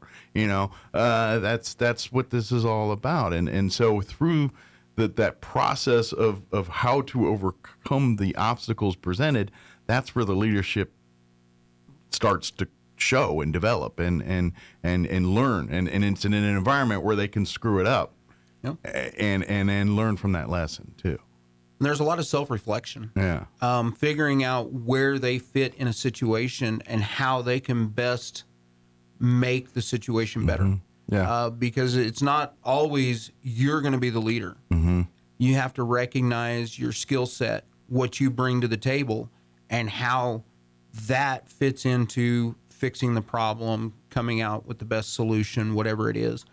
And I'm going to take a stab that each group is uniquely different every single year, and because different personality, you get 30 people in a room, you got 30 different personalities, you got 30 different perspectives, 30 different styles, and this is what leadership teaches you is, sometimes, it's the gambler. It's Kenny Rogers, the gambler. You got to know when to hold them, fold them, walk away. Sometimes you got to be the more assertive leader. Sometimes you got to be the fly on the wall leader. Sometimes you got to be just the guy that says, let me pull pull a card here and a pull card. Y'all figure it out. Whatever you got to do. And that's what this is really about. You get to teach folks how to lead a group or to be a follower in a group, because you can't be a leader without being a good follower. That's like pretty much rule number one in leadership. And I think that's the magic of the program is you're taking adult leaders that are in our community and you're transferring over a lot of things that they've learned along the way. I mean, I can look back and see how maybe my leadership has developed over the years. But even something like Leadership Roswell puts a bunch of people in the room. I grew up in Roswell. And Leadership Roswell actually opened my eyes to some things I didn't even know existed in my own town. Yep. But then also the leadership aspect of it. And so you're transferring all of these things to kids, hoping that they're on the shoulders and can go further, faster. And it truly is from the top down a mentorship program, because even amongst the students, because like you said, there's students that come as juniors, they come as seniors. Guess what? By default, experience equals leadership. Yep. And so you get mentoring within them, which in turn, and especially, and you guys love when you get the 2-year students, because you get, it's that much more time. You get to develop a relationship with some of these young men and women. And I know, I'm sure for you, Damon, specifically, because you've been doing this for 10 plus years. There's kids that met back in 2014 or 2016, and now you see them in 2023, 2024, and they got their families. You're seeing the fruit of the labor. and that's very true. Yeah. And it's a unique scenario where they have to depend upon themselves, but then they also learn to branch out and depend on others, because they're not always the best fix for the scenario. Absolutely. And that's really what the lessons they're learning on this weekend here. So that's why, I gotta be honest, our goal is 30. Let's bust that bad boy. If you really can help, because this money is setting the table for whatever path these youth choose. If they, like I said, they want to be a welder, they want to be a rocket scientist, they want to start their own business, they want to, start their own church, whatever it is they want to do, this will give them the tools to do that. And I'm new to TLI, but it was amazing to me to find out that a majority of the expenses that go into putting on that 2-day experience are usually covered, are usually donated in some form or fashion. So the donations that come in, that $30,000 that we're shooting for, the majority of that goes to scholarships directly to students. And very little overhead. And that's obviously to some wonderful partners that over the years have been a part with this. I mean, the New Mexico Military Institute obviously is this would not be 30 years program in the history and the growth it has had without support like that too. One of the things that we do an evaluation, like a survey at the end of the event, and almost every year, one of the recurring comments that most of the students write is they wish they had more time. When we were doing it as a 1-day event, it was pretty limited. We crammed a lot into. I mean, it was drinking from a fire hose. Sure, it still is, but that's why we expanded it to the 2-day, and we've stuck with that program. But we still get, I wish we had more time. I wished we could, expand on this more. And that's where you also see the juniors that came last year and they come in this year, and you can see that growth. You can see that, just over where they walked in the door from last year and walked out the door last year, that they've grown. Absolutely. So that just gives you that extra oomph to make the program that much better. And I love that,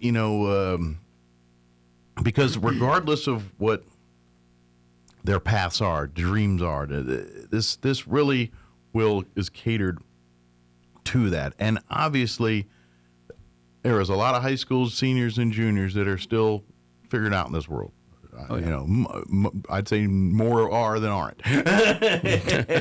And this really is also another opportunity to expose them to more things, to find.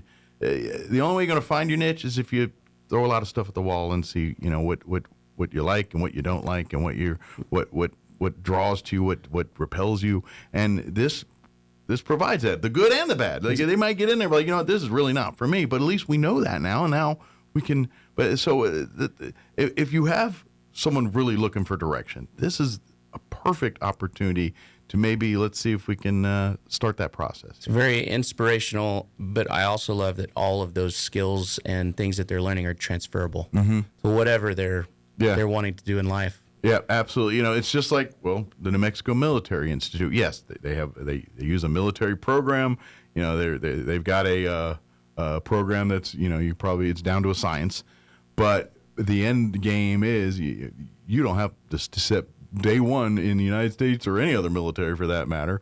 Once you walk through, that you graduate, walk across that stage there, and because the skills translate, the things, the organizational skills, the discipline skills, the group dynamic skills, all the things that you learn, in an experience. That translates, and that's exactly what teen leadership is. It's not military style. It's not. There's no one barking orders at you. None of that. No, line up in formations and none of that. That's not, no drill. None of that kind of stuff. But they are going to put you out of your comfort zone. You might have to climb a wall. You might have to do some physical things that are going to make the knees buckle a little bit for some folks. Sure. But that's a good thing, because guess what? You're safe. Trust me. As a guy who hates heights, as a guy who's in the military, who's had to rappel, I had to go do all the things. It sucks. And today, I'm good. Thank you. I don't need to do it no more. But I was just fine. and you're not wrong. The environment is safe. There's no, but we do put you on get you off your fulcrum. Mm-hmm. So that way you're thinking, and when you're out of your comfort zone, you tend to go into survival mode, mm-hmm. where in survival mode, fight or flight, and your brain's more activated. Because Absolutely. You got to figure out, how am I going to fix this? What am I going to do? And, you touched on our sponsors from the past. Yes. And we would not be able to function, Pastor Lethko mentioned that our overhead for the most part is covered, and he's not wrong. NIMI has been a partner ever since I started Day one, program in 2015, and I believe they were prior to that. Mm-hmm. They've been a huge asset. Recently, we've we tapped into resources at NMUR, Youth Challenge. We've had a variety of restaurants, grocery stores, everything from Albertsons, Sam's, Peter Piper, Dion's. It's truly community driven. Burrito, I believe it was either Burritos and More or Burrito Express. I'm not sure which one. Nice. By the way, these are teenage students. They eat a lot. They eat a lot. And so got to provide the food. Exactly. And so we've had all these sponsorships in the past, McDonald's, and of course we look to the community for that support, because just like Pastor was saying, the more overhead that we have covered, the more scholarships we give. And, I've seen the benefit of scholarships, especially in the aspect, 3 of my kids have received scholarships from this program, and they each utilized it for the advancement after high school. Yeah. One son went to NIMI and used it as a scholarship there, and used that as a springboard. And he now is a successful entrepreneur here in town.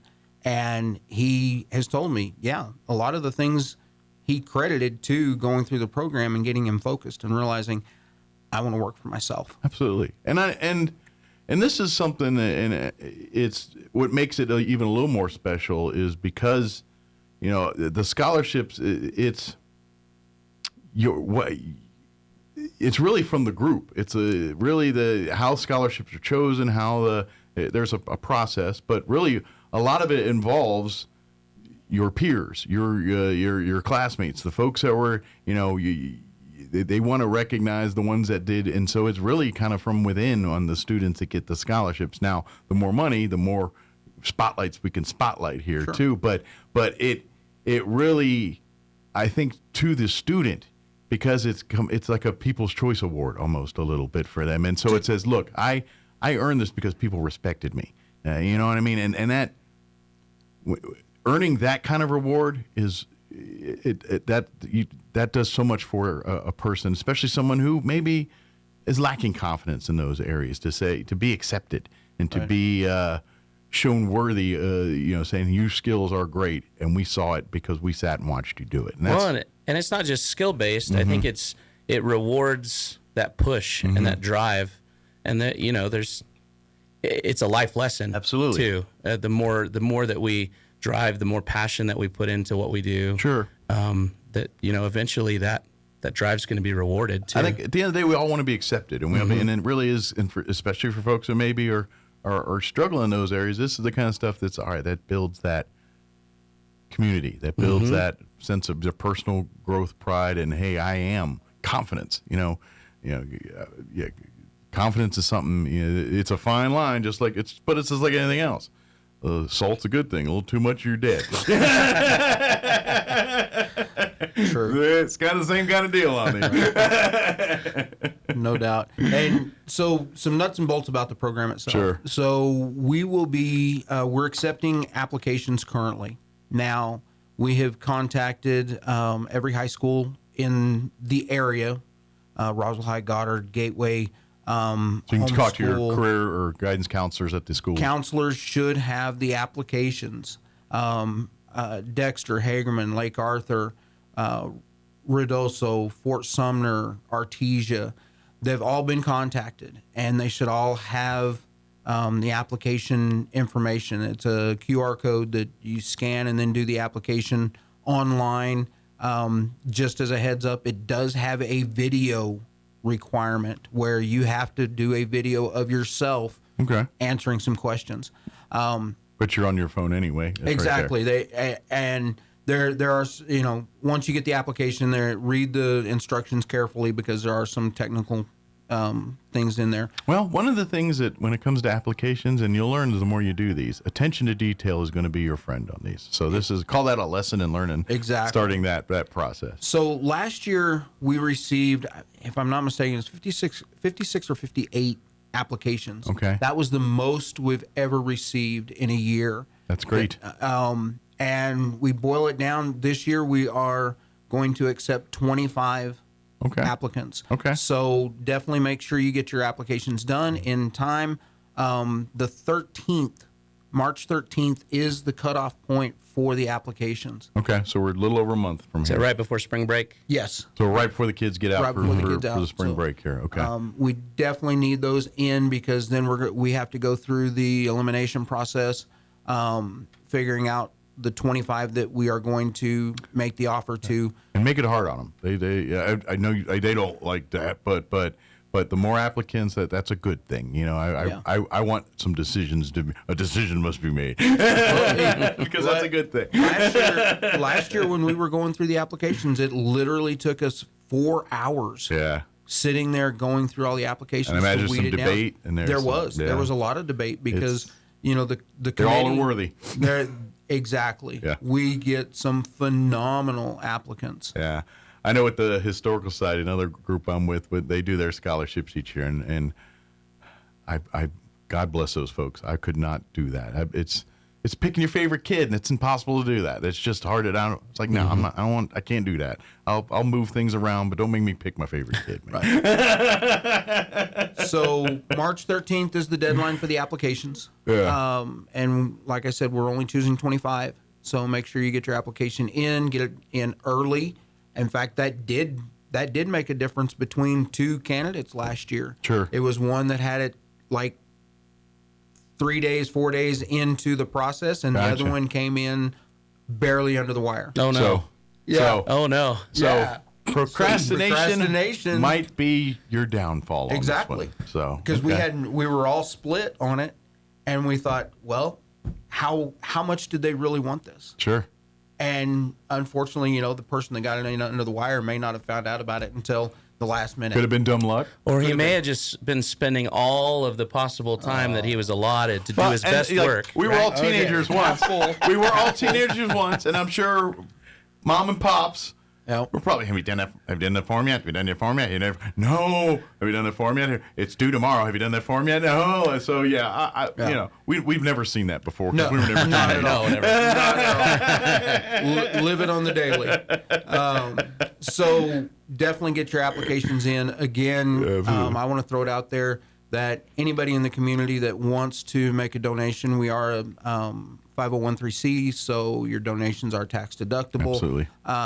But we definitely want to build the scholarship base, and you know, even though we keep our overhead to a minimum, we still typically have $3,000 to $4,000 in quality. Does cost money. It's just that's proofs in it's just the nature of life. It is, and it is quality. It really is. Well, and to be honest, and if you really wanted to line item this bad boy, we couldn't afford it because most people donate their time, energy, efforts, and you can't. And if you could put a price on that, we ain't got the money to cover this operation. It's just not going to happen. So basic overhead. If we put a pencil to it, if we had to pay for everything minus labor, you're talking at least $10,000 to put it on. Absolutely. And so for our out of pocket overhead to be somewhere between 2 and 4, I mean, there's a lot of backing from the community. Absolutely. And we praise them, and we want them on, every year to come back, and most of them do. Well, and that's where, before we wrap up here, and that's really the proof in the pudding on this one. The reason why people who are coming back for 30 years is because the program is what it says it is. It's providing a true thing that these students are able to take with them and not only create a foundation but thrive from that foundation. So. And we're building the community. Yep. I mean, because even though everybody says everybody moves away from Roswell, that's not true. No. These young men and women are going to be your mayors, your city councilors, your I moved back. Your college presidents. You're gonna exactly. Your small business owners. Your president of the various civic organizations. The people that move the needle in our community are these young men and women. And if not, I don't mean to get preachy, but why can't Roswell be a city that plants seeds in other communities? Exactly. Why can't we make all of the? Think about the kids, the people. It affects their lives for sure. Quite frankly, I'm getting to that point where I'm about to be sitting on my porch yelling at kids to get off my lawn, and I want smart people doing while I'm sitting there doing. So this is why, if you're at that point, invest. If your kids are gone, if you're just, guess what? The money you invest now makes sure that you have a nice doctor when you go to the hospital when you need it, or you have a qualified person working on your vehicle when you need it, or you don't have to drive to Albuquerque to get a basic service done for you. These are the things this is how you cement that kind of stuff. That's right. I'm going to throw a plug out there. Any alum out there from Leadership Roswell, if you want to get involved, reach out. Yep. And a gentleman that I had gone through Leadership Roswell with, he had been sitting on the sidelines for a year or so, and I just happened to think of him yesterday. Called him and said, "Hey, what are you doing? You want to get back involved?" And he's like, "You know what? Yeah." And it basically just took me asking, well, everybody that's out there, alum or not, if you want to be I know involved, they just had the mixer at the Liberty here not too many. I'm sure there's another one planned on the horizon here. Let's reach out.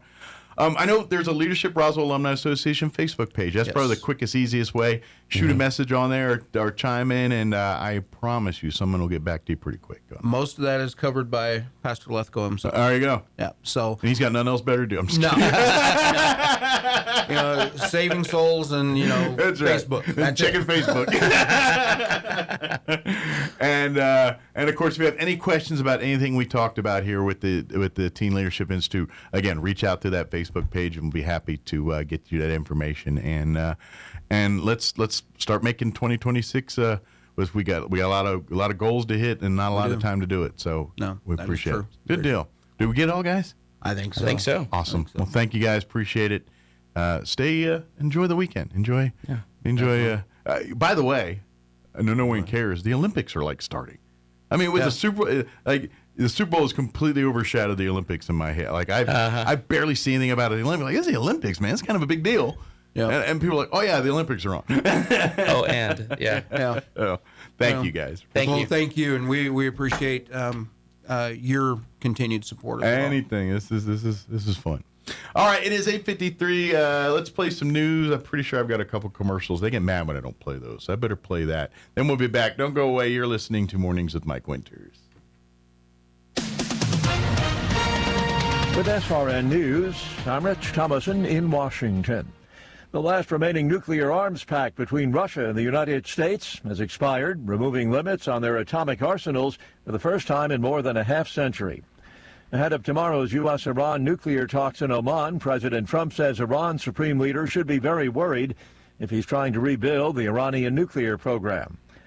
84-year-old Nancy Guthrie's family is pleading for her safe return. The mother of the Today Show Savannah Guthrie was abducted from her Arizona home last weekend. All patients safely evacuated following a fire last night at the Orthopedic Institute of Lehigh Valley Hospital in Dixon City, Pennsylvania. That is just north of Scranton. Stocks sharply lower on Wall Street. The Dow down 618 points, NASDAQ off 411 points. More details at srnnews.com.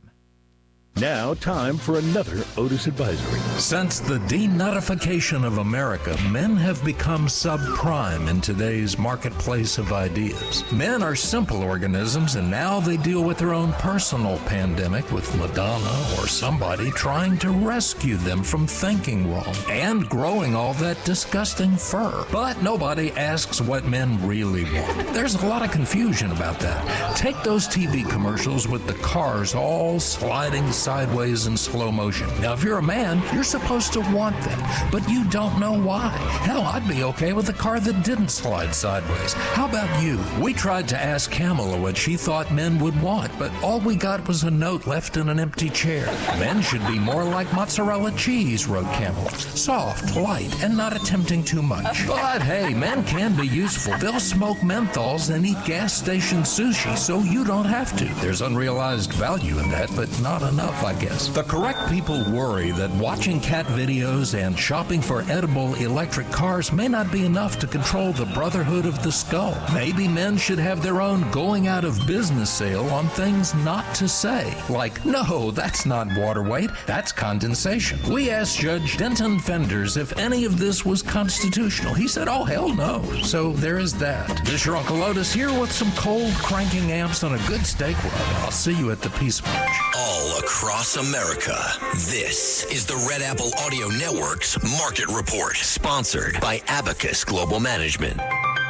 Good morning, I'm John Terrett. After the closing bell last night, the third biggest company by market cap in the world, behind Nvidia and Apple, that's Alphabet Google, gave us their latest set of earnings. The headline was a massive uptick in capital expenditure, $175 billion to $185 billion, not the $119.5 billion Wall Street had expected. Revenue in the cloud business accelerated. YouTube was seen as a disappointment. The Alphabet stock dipped about 7% before settling down to be lower by 4% in the aftermath of that news. I wonder what that'll do to the markets this morning, because yesterday we had a big tech sell-off led by Advanced Micro Devices. AMD reported earnings the night before, and Wall Street thought the forecast was weak. On top of that, there was a shift away from software names yesterday amid a growing feeling that software can now be written by AI. So, no need for software engineers anymore soon, or even software companies. President Trump spoke to Chinese President Xi yesterday, Iran and trade dominating the call. President Trump goes to China in April, and the delayed jobs report has been rescheduled. We'll have Jobs Wednesday on February the 11th. So, at the end of the Wednesday session, the Dow was up, NASDAQ and S&P in the red. With business, I'm John Terrett. This is the Red Apple Audio Network's Market Report, sponsored by Abacus Global Management. What if the future of finance wasn't built around averages, but around you? At Abacus Global Management, we're reshaping financial planning around the most personal data point, your lifespan. But it's more than just insight, it's control. As a technology-driven asset manager, we're empowering investors with an integrated system to take command of your time, your future, your financial destiny. This is a new era of investing. Take control at abacusgm.com. Jesus gives the following instructions. Love your enemies, do good to those who hate you, bless those who curse you, pray for those who mistreat you. If someone slaps you on one cheek, turn to them the other also. If someone takes your coat, don't withhold your shirt from them. Give to everyone who asks, and if anyone takes what belongs to you, don't demand it back. Do to others as you would have them do to you. Jesus is calling us to do the opposite of our natural tendencies. He calls us to be different, to stand out for good, to be light and not darkness. He calls us to lead by being servants. As you go through this week, practice putting someone else's needs ahead of your own. Pray for someone who's hurt you. Don't retaliate when someone offends you. See what difference it makes in your heart. You may be surprised by the outcome. You may not, but whatever happens, you'll be following the teachings of Jesus, and that's always the right choice to make. Join us at the Country Club Road Church of Christ for worship at 10 a.m. on Sunday, located on the corner of Country Club and Washington in Roswell. Artesia General Hospital presents your fall and winter health checklist. Fall and winter are beautiful seasons, but they're also cold and flu season. So here are a few quick tips to help keep you healthy. Tip number 1, hand hygiene. It's your first line of defense. Wash for 20 seconds with warm water and soap. Tip 2, holiday food strategy. Fill half your dish with fruits and veggies first. Pick lean meats and save room for just one dessert you'll really enjoy. Tip 3, protect your skin. Heaters dry the air, so moisturize daily and drink plenty of water. Healthy choices now mean more energy and a happier winter. These healthy living reminders are brought to you by Artesia General Hospital, ready to help take care of you and your family. The decision follows talks in Abu Dhabi where an American general who commands both U.S. and NATO forces in Europe met with senior Russian and Ukrainian officials. The last remaining nuclear arms between Russia and the United States expires today, lifting limits on their atomic arsenals for the first time in more than a half century. Russian President Vladimir Putin has expressed readiness to stick to the treaty's limits for another year if the U.S. agreed. President Trump has been non-committal, saying that he wants China to be a part of it, a push that Beijing has rebuffed. Correspondent Karen Chamis. 84-year-old Nancy Guthrie's family is pleading for her safe return. The mother of the Today Show, Savannah Guthrie, was abducted from her Arizona home last weekend.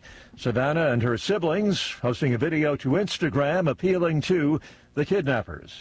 We need to know, without a doubt, that she's alive and that you have her. The family posted the message Wednesday after police conducted the search in and around Nancy Guthrie's home for several hours. Mommy. The Today Show host also with the message for her mother. You are God's precious daughter, Nancy. We believe and know that even in this valley, He is with you. I'm Ben Thomas. All of the patients were safely evacuated following last night's fire at the Orthopedic Institute of Lehigh Valley Hospital, Dixon City, Pennsylvania, just to the north of Scranton. Sell-off is underway this morning on Wall Street, with the Dow down about 582 points. The NASDAQ Composite Index is off 361. That's a loss of about 1.5%. More on these stories, townhall.com. This President's Day, Pure Talk is honoring Jackson and Lincoln. Everybody wants cheap airfare, but where do you find it? You call low-cost airlines. Their prices are direct from the airlines, and they're so low you can't find these fares published anywhere. They specialize in cheap flights, discount hotel rooms, cheap car rental rates, and great package deals anywhere around the world. Wherever you want to go, they can help you get there cheaply and with a best price guarantee. If you want the lowest prices on your airline tickets or other travel services, call now. That's right, call. That's the only way to get these rates. Experts are standing by 24/7 to get you the cheapest airfare and hotel rates available. So don't wait. Call right now for the lowest travel prices anywhere and for great last-minute travel deals too. Call 866-755-5300. That's 866-755-5300. Again, that's 866-755-5300. Call us right now. According to the island's president, the declaration comes hours after President Trump and Chinese leader Xi spoke on the phone, including about the self-ruled island's future. Quoting the Taiwanese leader, the Taiwan-U.S. relationship is rock solid. All cooperation projects will continue uninterrupted. Xi, in his first call with Mr. Trump since November, warned the U.S. president to be prudent when supplying arms to the self-ruled island. That according to a readout of their call provided by China's foreign ministry. Russian missiles and drones have pounded Ukraine's energy grid in recent weeks. That has plunged people into frozen darkness in one of the country's coldest winters on record. Ukraine has accused Russia of illegally targeting power infrastructure during the war to deny civilians light, heating, and running water. Russia says its attacks are a legitimate part of its military campaign. News and analysis, townhall.com. Breakfast time just won't be the same. Minute Maid helped make orange juice a year-round morning staple in 1946 when it started shipping cans of frozen juice around the U.S. But 80 years later, the brand's parent company is halting sales of frozen juice concentrates, saying it wants to focus on fresh juices that customers now prefer. The Coca-Cola company said Minute Maid's frozen juices, including its lemonade and limeade, will be discontinued by April. For generations, Americans who wanted orange juice without the work of squeezing fresh fruit cracked open a can and slid a cylinder of frozen juice into a pitcher. The concentrated juice was mixed with water to make it ready for drinking. Keith Peters, Washington. Big layoffs at a big city paper. The Washington Post has laid off 1/3 of its staff, eliminating its sports section as well as several foreign bureaus and its books coverage. More on these stories, townhall.com.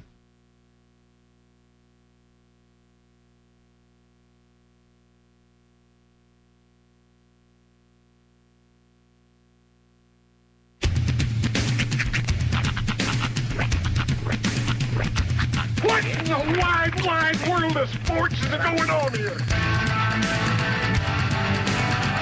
I promise you, whatever scum did this, not one man in this force will rest for 1 minute until he's behind bars. Now let's grab a bite to eat. Yeah, come on. I feel the hot wind on my shoulder and the touch of a world that is older.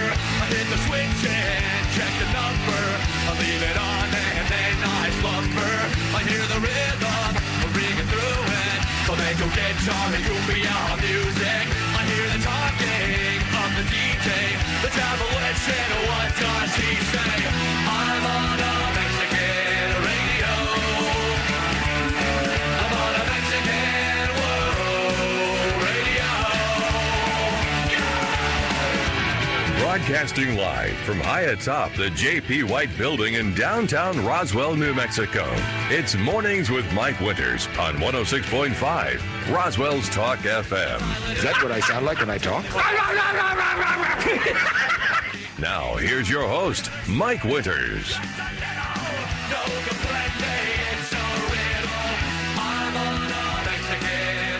And good morning. It is 6 minutes after 9 o'clock. Welcome to hour number 3. Tres Inviernos. Of Mornings with Mike Winters, right here on 106.5 Roswell's Talk FM. Happy Thursday, everybody. Yes, welcome to it. Hope your Thursday is going well. Yeah, I was just thinking that last hour. Like, the Olympics have started. Mm-hmm. Like, I know the opening ceremonies are tomorrow, Right. but, like, they're playing, like, Olympic stuff. Yeah, now. they get some of the the early competitions get started. Yeah. A couple of days early. I think biathlon is like today, But I'm not seeing, like, hardly anything on the news, on the media. Well, a lot of it is. I mean, NBC is It's pretty their much. thing. They've locked a lot of that down. But still, I mean, usually, like, and I know it's because the Super Bowl's the same week, and the Right. Super Bowl's literally overshadowing everything. It's called Talkover. Yeah, it'll play here for a few minutes. yeah, it'll about another 25 seconds. It'll stop. But You listen, right? You heard the show? She's like, no. Occasionally. Only when I hear her uploading the clips. That's right. When I'm on. I just, like, even, like, on social media, and, like, I'll be like, it's, and now, granted, I know that's all because of what I look at, so, yeah, it's Well, that and also, the Winter Olympics don't tend to elicit a lot of grandeur of emotion. You know, the Summer Olympics are a lot more of those sports that that especially American viewers can really get behind. I know. Like and it's wrong. The racing and the track and field and stuff. I prefer the winter to the summer. Honestly, I kind of do too. Yeah. A lot of my favorite events are in the Winter Olympics. I'm a hockey guy. I love watching. I love luge. And the pros are going to be playing hockey in this one. So if you're like, the NHLers are going to be in the Olympics this year again. So I love skeleton is like one of my favorite things to watch because it's just like super dangerous. Same. Oh yeah. Bobsled is fun. It's not as fast paced as now that you have like your 2-man luge and skeleton and all that. It's bobsled feels a little slow by comparison, but you know what? Jamaica's still got a chance. I like them all. I watch all those. I like the ski jumping guys. Yeah. I like watching the snowboarders and the half pipe stuff. That's fun. And honestly, and this is my hot take on Winter Olympics, curling, legitimately one of my favorite sports. I do like to watch. To spectate, it's awesome. I'll go 30 on curling, and then I gotta go. I'm like, all right, this is.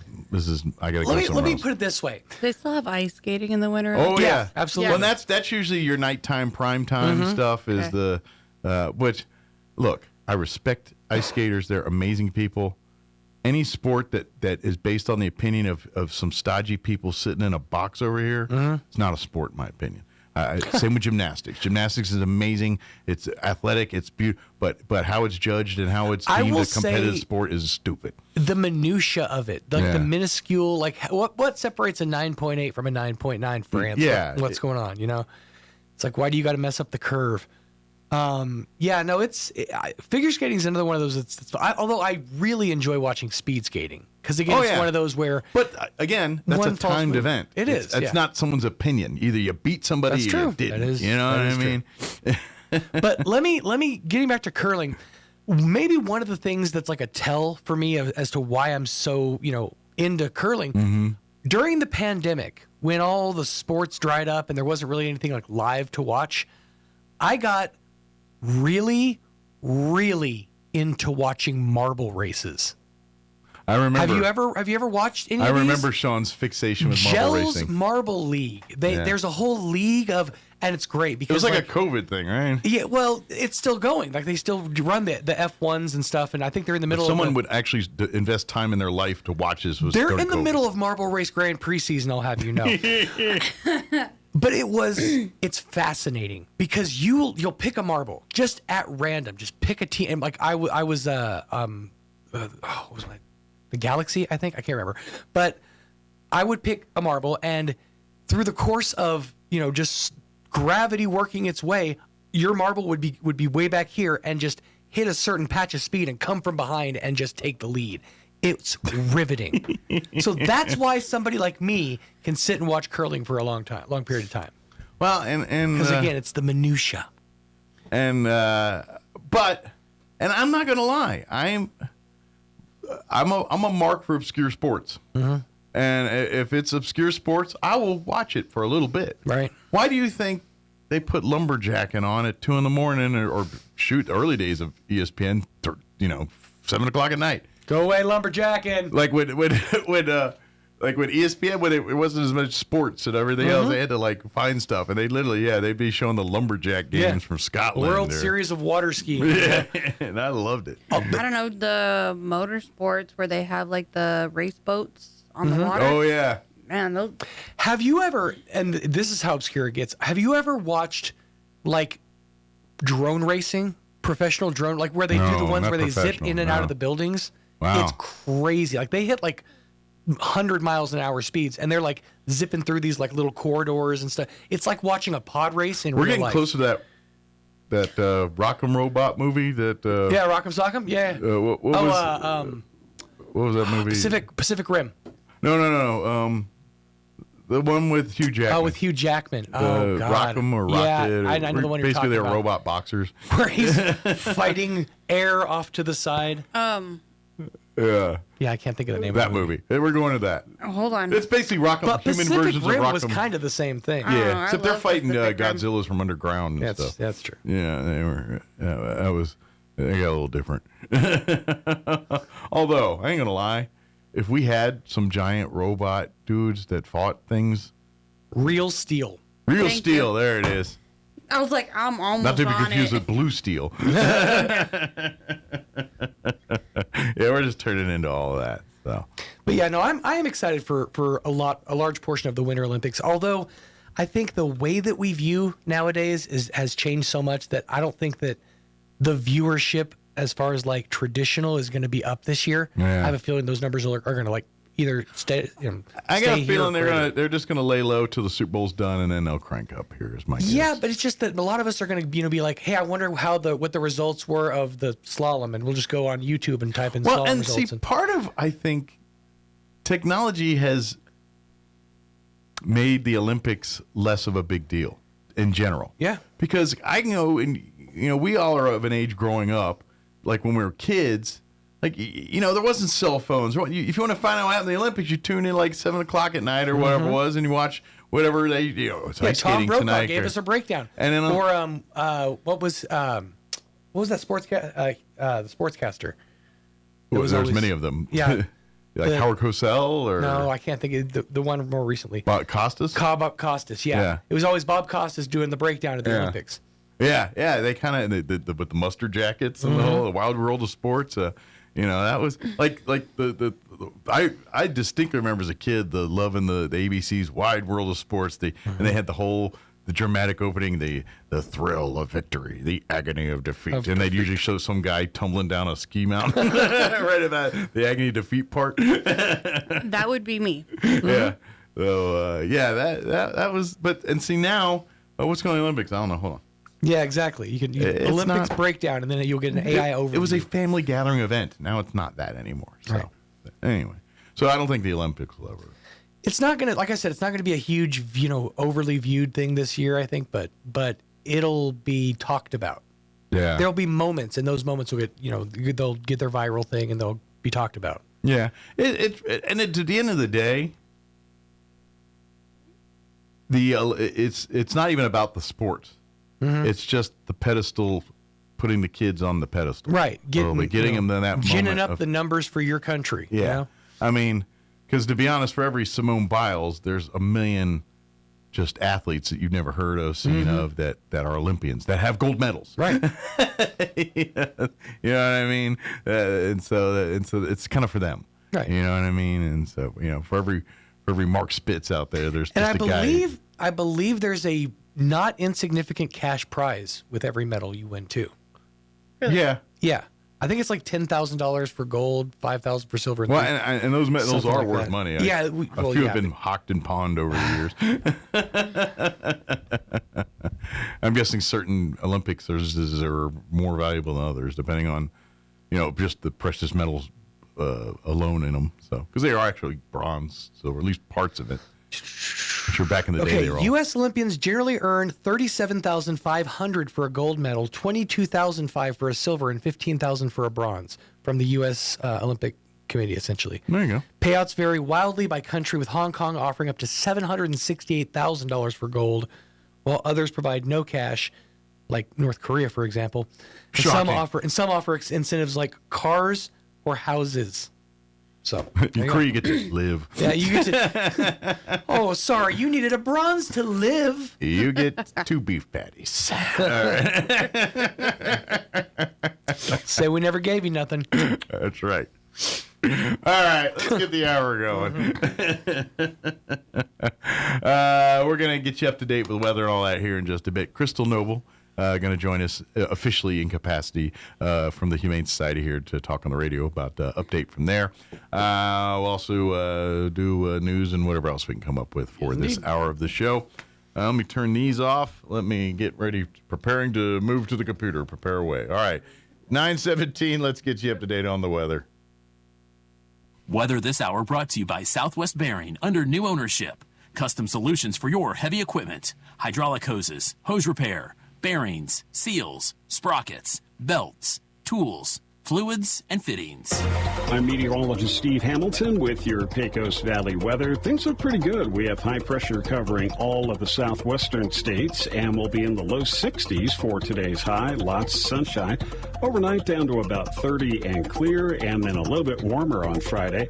We're hitting the upper 60s, and it looks like we'll keep the sunshine. Low 70s and a mix of sunshine and clouds on Saturday, partly sunny on Sunday, upper 60s. That's your latest forecast. I'm meteorologist Steve Hamilton. Thank you, Steve. Currently 37 degrees here in Roswell. Humidity is at 73%. Ooh, coincidence? You bet it is. Winds currently calm at the moment. Sunny today, a high of 64 expected. Winds will be out of the southeast at around 5 miles per hour. Tonight, mostly clear with an overnight low of 30. Winds out of the southwest at around 5 miles per hour. Friday, sunny and 67 tomorrow. Winds out of the southeast at around 5 miles per hour. For Saturday, it's going to be 70. They don't want to say it, but mostly cloudy, which is a little head-scratching. 69 for a high. South winds at around 5 miles per hour. For Super Bowl Sunday, sunny skies, mostly cloudy skies, again, with a high of 68. 68, yeah. I was like, is that 60 or 68? Due for an eye appointment. Monday. Now, Monday, we are looking at a 20% chance of rain after lunch, but mostly sunny and 70 for a high. A 20% chance on Tuesday as well with a high of 72. So, nothing I said makes me mad. So the groundhog said that we had 6 more weeks of winter. He did. That's spring. Exactly. I'm no expert. Maybe we ought to reassess this whole, prediction of Puxatawny Phil. This guy's never right. I think they need to reverse, if he sees it, spring. If he doesn't, winter. Well, it's like true weatherman. It's whatever the weather guy says, the opposite's what's going to happen. So yeah. And by the way, I saw some stat that out of like the 150 some predictions that Puxatawny Phil's had, only like 20 of them have been for the short spring or it's always 6 more weeks of winter, except for like 20 times. I think 2024 was the last time we had one. I think they need to reverse how they predict it, though. Yeah. Because it's ironic if he sees his shadow, you got more winter. Well, Sean had pointed out the other day that back in the original, they used to eat the groundhog afterwards. Who? Just saying, threat of dinner might make him a little more on the ball with his weather predictions. Just saying. All right, it is 20 minutes after 9. We're going to take a quick break. Then Crystal will join us officially. Don't go away. Hey Roswell, it's tax season, and your friends at Roswell Ford have an offer you're gonna love. We don't need your tax refund. Really? Correct. I'm not kidding. Don't wait for your tax refund. Right now, at Roswell Ford, you can buy a new Ford with 0 down and no payments for 90 days. Still making payments on your current car, truck, or SUV? Roswell Ford will do whatever it takes to get you released, even if you owe thousands more than your trade is worth, so you can get massive savings on a great selection of new Fords and quality pre-owned vehicles. Worried your credit is not getting any love? Roswell Ford has partnered with more aggressive lenders that will push to approve your credit with great rates and terms, even if your credit is less than perfect. Roswell Ford makes buying a new or quality pre-owned vehicle fast, fun, and easy. So don't wait for your tax refund. Get huge American-made savings right now. Get on board at Roswell Ford, 821 North Main Street in beautiful Roswell. Call 575-623-3673 or online at roswellford.com. Interest accrues from date of sale, subject to lender approval. Offers not combined on select vehicles. If you're missing a tooth or several teeth, a dental implant may be the ultimate solution. Implants look and feel so much like real teeth that you probably forget you have an implant. Maupin and Brown Dentistry is one of New Mexico's most experienced implant providers, with literally thousands of implant patients who are absolutely delighted with the results. Call Maupin and Brown today for an evaluation. You'll be surprised how affordable implants can be. Maupin and Brown, your choice for experienced, state-of-the-art dentistry. If you want to install a new roof, you can do it the cheap way or you can do it the right way. Jennifer here from Trustmark Roofing, and one of our customers recently found this out the hard way. He was going to hire us to re-roof his roof, but he found someone to do the job for $2,000 cheaper. Half a year later, this customer called us to re-inspect his brand new roof. Turns out this contractor was not a contractor at all. He had no license and no insurance. The roof was installed incorrectly and never had been passed by the city inspector. We had to re-roof his brand new roof, tear off the shingles and start from scratch. It was the most expensive $2,000 anyone has ever saved. If you need a roof installed the right way, you can trust who your neighbors trust. You can trust Trustmark Roofing for no obligation to the penny quote on your roof transformation. Call 575-755-ROOF. That's 575-755-7663. Trustmark Roofing, we put people first. We all hear the radio ads about the IRS. They tell you to be afraid, to be scared, and they try to frighten you into calling. I'm not here to do that. Tax Relief Advocates is different. TRA is here to tell you that if you owe money to the IRS, whether it's $5,000, $50,000, or $500,000, we have a solution. It doesn't matter if you're sitting in your car, at work, or with your kids. No matter where you are, call now. 800-578-3203. Don't lose hope. TRA can eliminate or reduce what you owe to the IRS. Generous programs are now available that can give you a fresh start. Our passion is taxes and helping individuals fix their IRS problems. We have over 1,000 5-star reviews on Google and an A+ with the Better Business Bureau. You don't need to be afraid of the IRS any longer. End your tax nightmare today by visiting us online at TRA.com or call 800-578-3203. That's 800-578-3203. Tax Relief Advocates. Real solutions for real people. It's Mornings with Mike Winters. He's portly, short, balding, short-sighted, and long-winded. Sorry, ladies, he's taken. Here's Mike Winters.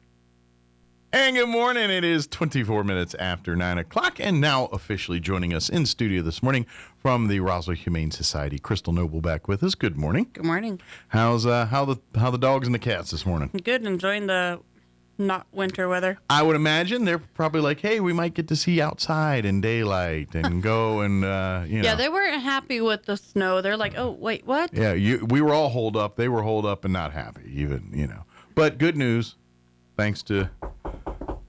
They were warm, they were dry, and they were safe. And everybody kept saying, how's the roof? How's the roof? The roof is still good. Good. So that is the best thing that, we were able to do was get that new roof put on because we didn't have any problems. Sure. Well, it was a good test. Test passed. It did. Good. That's good. That's good to hear. But in the meantime, this is one of these times that now the weather is getting a little nicer and things, and so people want to start coming to the shelter. Volunteers want to start coming back, and walking dogs, and helping out. Great, game on. Let's do it. And we're in a beautiful time where the weather's nice, so we can even probably take them on a few walks or two. It's starting to dry up out there pretty well. Yeah, it's actually pretty good.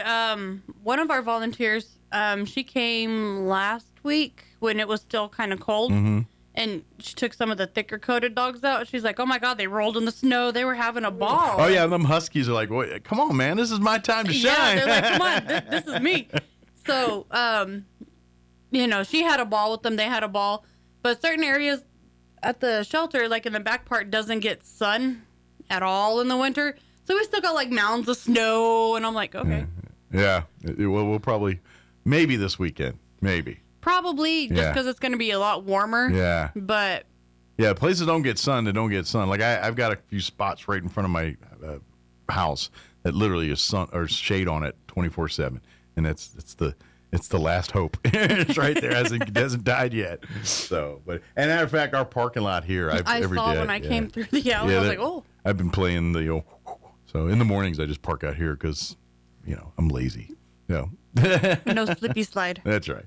Hey, I'm a sick man. I get to take advantage of these things. But anyway, benefits. Yeah, exactly. As far as our friends that are currently home, is there any we want to spotlight? I did see a couple of veterans finally get their forever home, so that's awesome. We still have Leonard. He's been there with us a little over a year now. He's a rot mix goofball. He's just so happy. He loves everything. Yeah. He's so happy. We have Aggie. Aggie's the Australian Shepherd mix, and he's been with us for a while. He was adopted, and then he had to be returned because we learned, because we were not sure, how he was with cats, and he is a no-kitty dog. And so he had to come back. Gotcha. And he's not as... neurotic as most Australian Shepherds are. Okay. He's very happy. He just wants attention. He wants to be by your side and walking. You sit at the park. He's like probably one of those dogs that, like, you sit down, he's going to be, like, yes. a piece of that dog will be touching your foot or your leg or something. Yes. Yeah. A lot of our dog walkers, when they take him out to the park, they said, he's not like pulling or running or crazy. He's just like, oh, we're walking. And then he slows down and gets next to you and like leans on you and walks with you. He just wants the human interaction. Yeah. So if you're looking for a companion dog, this dog sounds like fits the bill perfectly. And he's not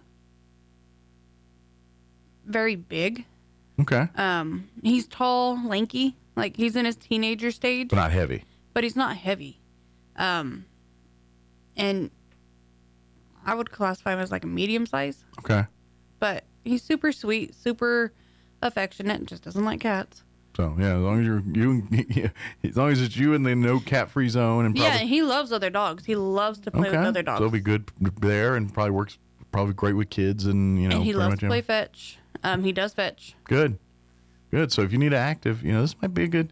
Especially, this dog sounds like it's a perfect, like one of those like single person that like takes their dog everywhere, kind of. You see him like in the Jeep with the dog kind of thing. That sounds like one of those type of dogs would be a good one of those kind of thing. He'd be the pup cup. Yeah. Pup cup, please. Yeah, exactly. And then we have Chisholm. We've had Chisholm for a while.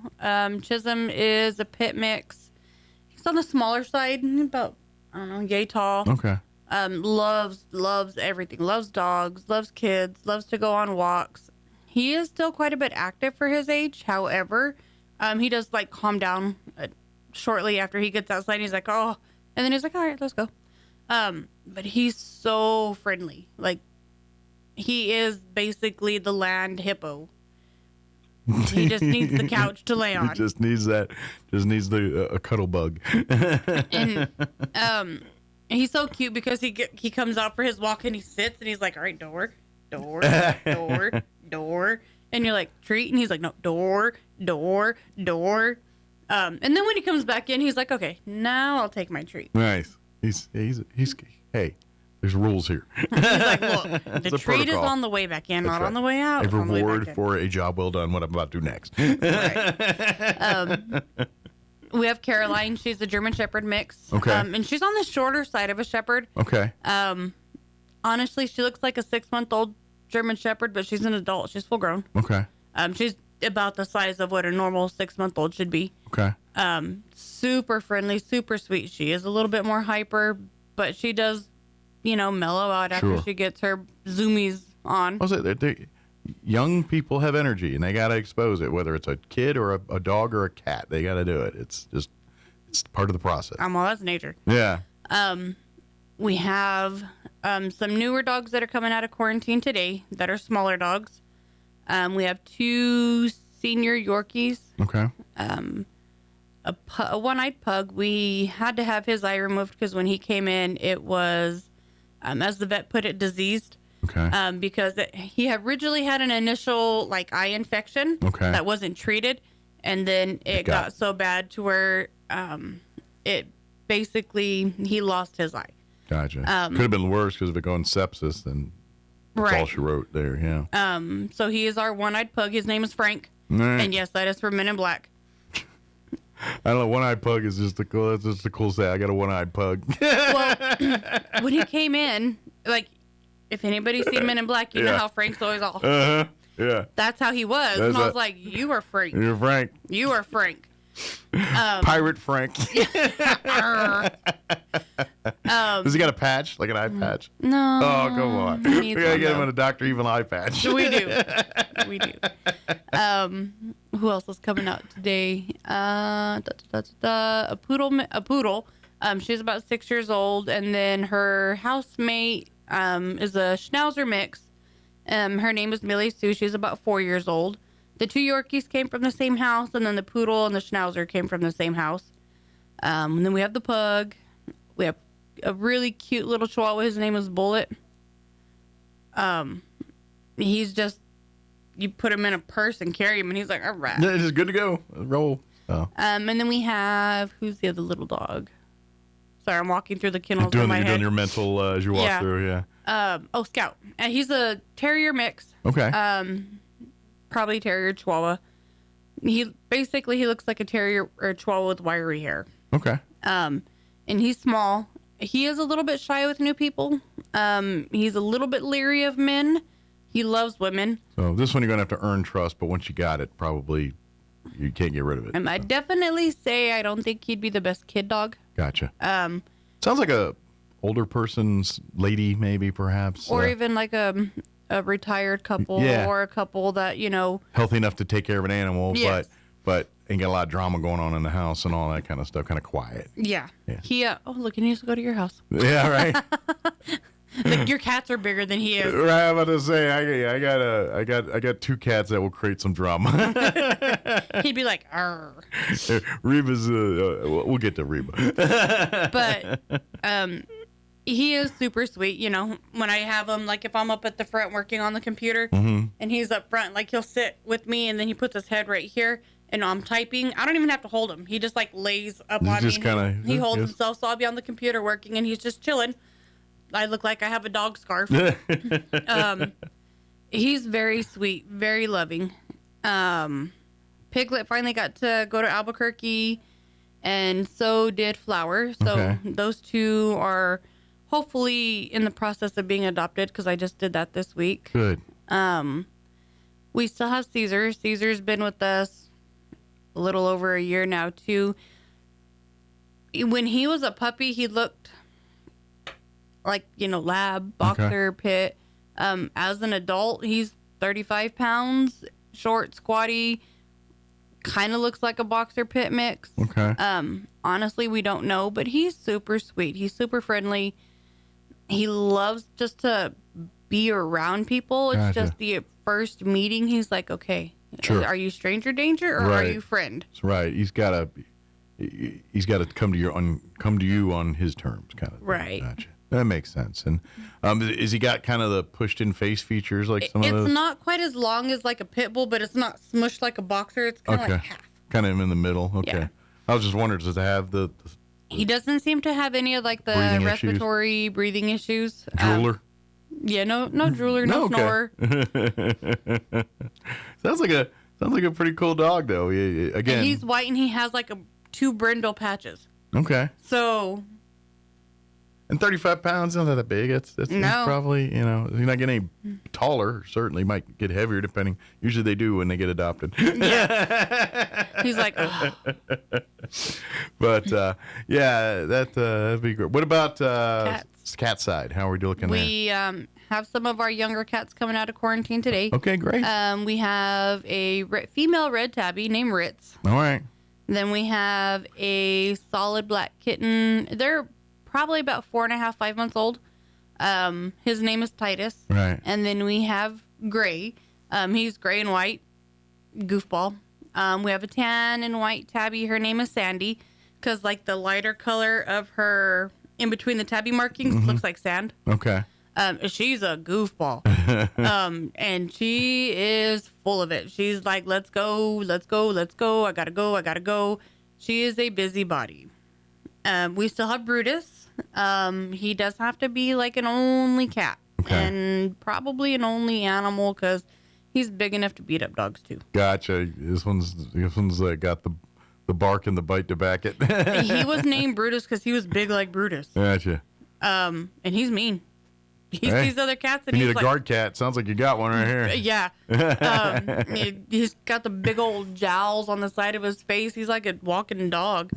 Sounds like this one should be in movies. Like there are all these cat movies. There's always that one cat.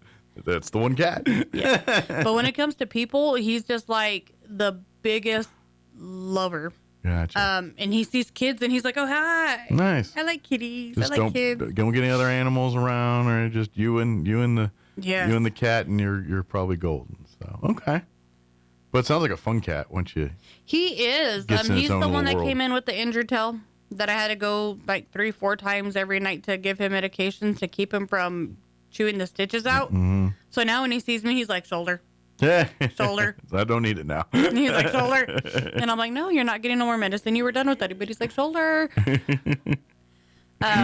We have Cyndi Lauper, her and her group, because we have Joan Jett and Bette Davis. Mm-hmm. Cyndi That's where Reba Lauper's- was in that group. Yep. Yeah. Bette Davis is the shorter haired and Cyndi Lauper's the longer. Mhm. Joan Jett They're both cool cats. I rubbed up on them. So. is short hair black. And they all have their own unique personalities. Ironically, Bette Davis is more of a talker than Cyndi Lauper. But so sweet, so affectionate. You know, they don't care about other cats. You know, dogs are kind of like, but for the most part, they're just chill. Yeah. And then we have Mystic. She's about a 5-month-old tan tabby too. We finally got some decent photos of her to where she doesn't look like she's trying to murder you through the photos. That's that cat. That's Okay. that cat. All right. So today I'll be working on the website, getting some of the newer photos that were taken for us over the weekend. So can you just Photoshop it so it turns to a smile a little bit or something? Yeah, she has like RBF for the cat. She's like, yeah. and everybody, you know, like, well, why is she named Mystic? Because it's a mystery. It You is. know, It's- 1 minute she's happy, the next minute you can't tell if that's a happy face, an angry face. Our She is the tortoiseshell. new angry kitty. Our tortoiseshell Hannah kind of had one of those faces. Like, I'm looking at it and I'm like, this is adorable. And I'll take a picture and put it on Facebook. And I was like, why does your cat look like you want to kill us? And I'm like, oh, that's cute. It's not kill, it's cute. No, it looks like it's piercing through my soul. Yeah, and like that's how Mystic looks. She's Yeah. like, as somebody once put it, she's got the soul snatching face. Yeah. I was like, wow. Yeah. Those aren't compliments, but very loving cat. And she is, and she's right up there with Sandy. You know, she's ready to go. Like, you got that curtain. She's like, let's see. She loves to climb. So when we let her out to like run around, we have to, because we have, you know, the two walls that have kennels. Mhm. Well, on this side, we have the boxes up on the top. On this side, because it's so high, we can't because of like fire restrictions. Yeah. She's like, challenge accepted. Yeah. She hits the food counter and then she jumps up to the top and then she crawls underneath. And I'm like, no, because the next thing is up in the ceiling and no. Then it's, yeah. So we have to, before she's out running around, we have to put up barricades around the tops and stuff so that way she can't get up there and get away. Wow. 'Cause she likes to climb. She's a- like climber. So if somebody had like a cat tree or even like those along the Shelving. top of the wall Yeah, shelving like for those little the cat runs, Mm-hmm. oh, she would have a ball with Perfect that. cat for that kind of thing. So you want to build your house into a jungle gym. For cats? Have a desire. This cat will be your first player. She would. You could Yeah. probably time her. Right. It's like, all right, go. Kitty races. Like a new Winter Olympic. Hey, if Sean can watch marbles for 3 hours, then good deal. Yeah. Reba's been good. Our like you said, Cyndi and Lauper, and those, I guess they're same family. Cats there. She's been good. She's getting heavier.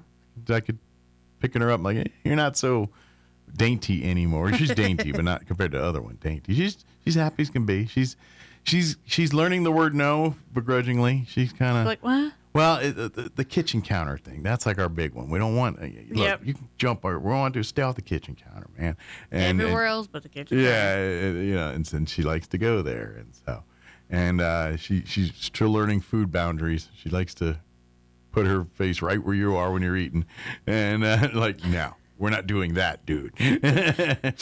So my mom's cat, we all called her Church. My mom said that was evil, but Yeah. she was Church. So my mom would make green chili chicken enchiladas. Mm-hmm. Well, my mom would always shred like some of the chicken and like give it to the cat as Right. a treat. Well, my mom, I guess one day didn't shred them, and my mom was sitting there eating. And it's funny because you just see like from the corner, my mom, you don't even see the cat. You just see the paw come up, grab, and pull. And my mom's like, what the? And I was like, you just got part of your enchilada jacked. you haven't had a lunch now. But yeah, she's great. She sleeps with us at night. Her and Bella get along great. They play. Bella's very receptive of her. I think Bella Bella's kind of like, I'll play with you, but stop now. She's kind of chill. But she's getting Bella more active. She is, but Bella also has to have her time now. Well, yeah. Like she'll disappear and go hide in the closet for half a day sometimes. She's like, I need me. She's like, I need me time. But it's good. But everything's going well. It's just they're kind of establishing just the routine. She's kind of we're still working on her greeting thing.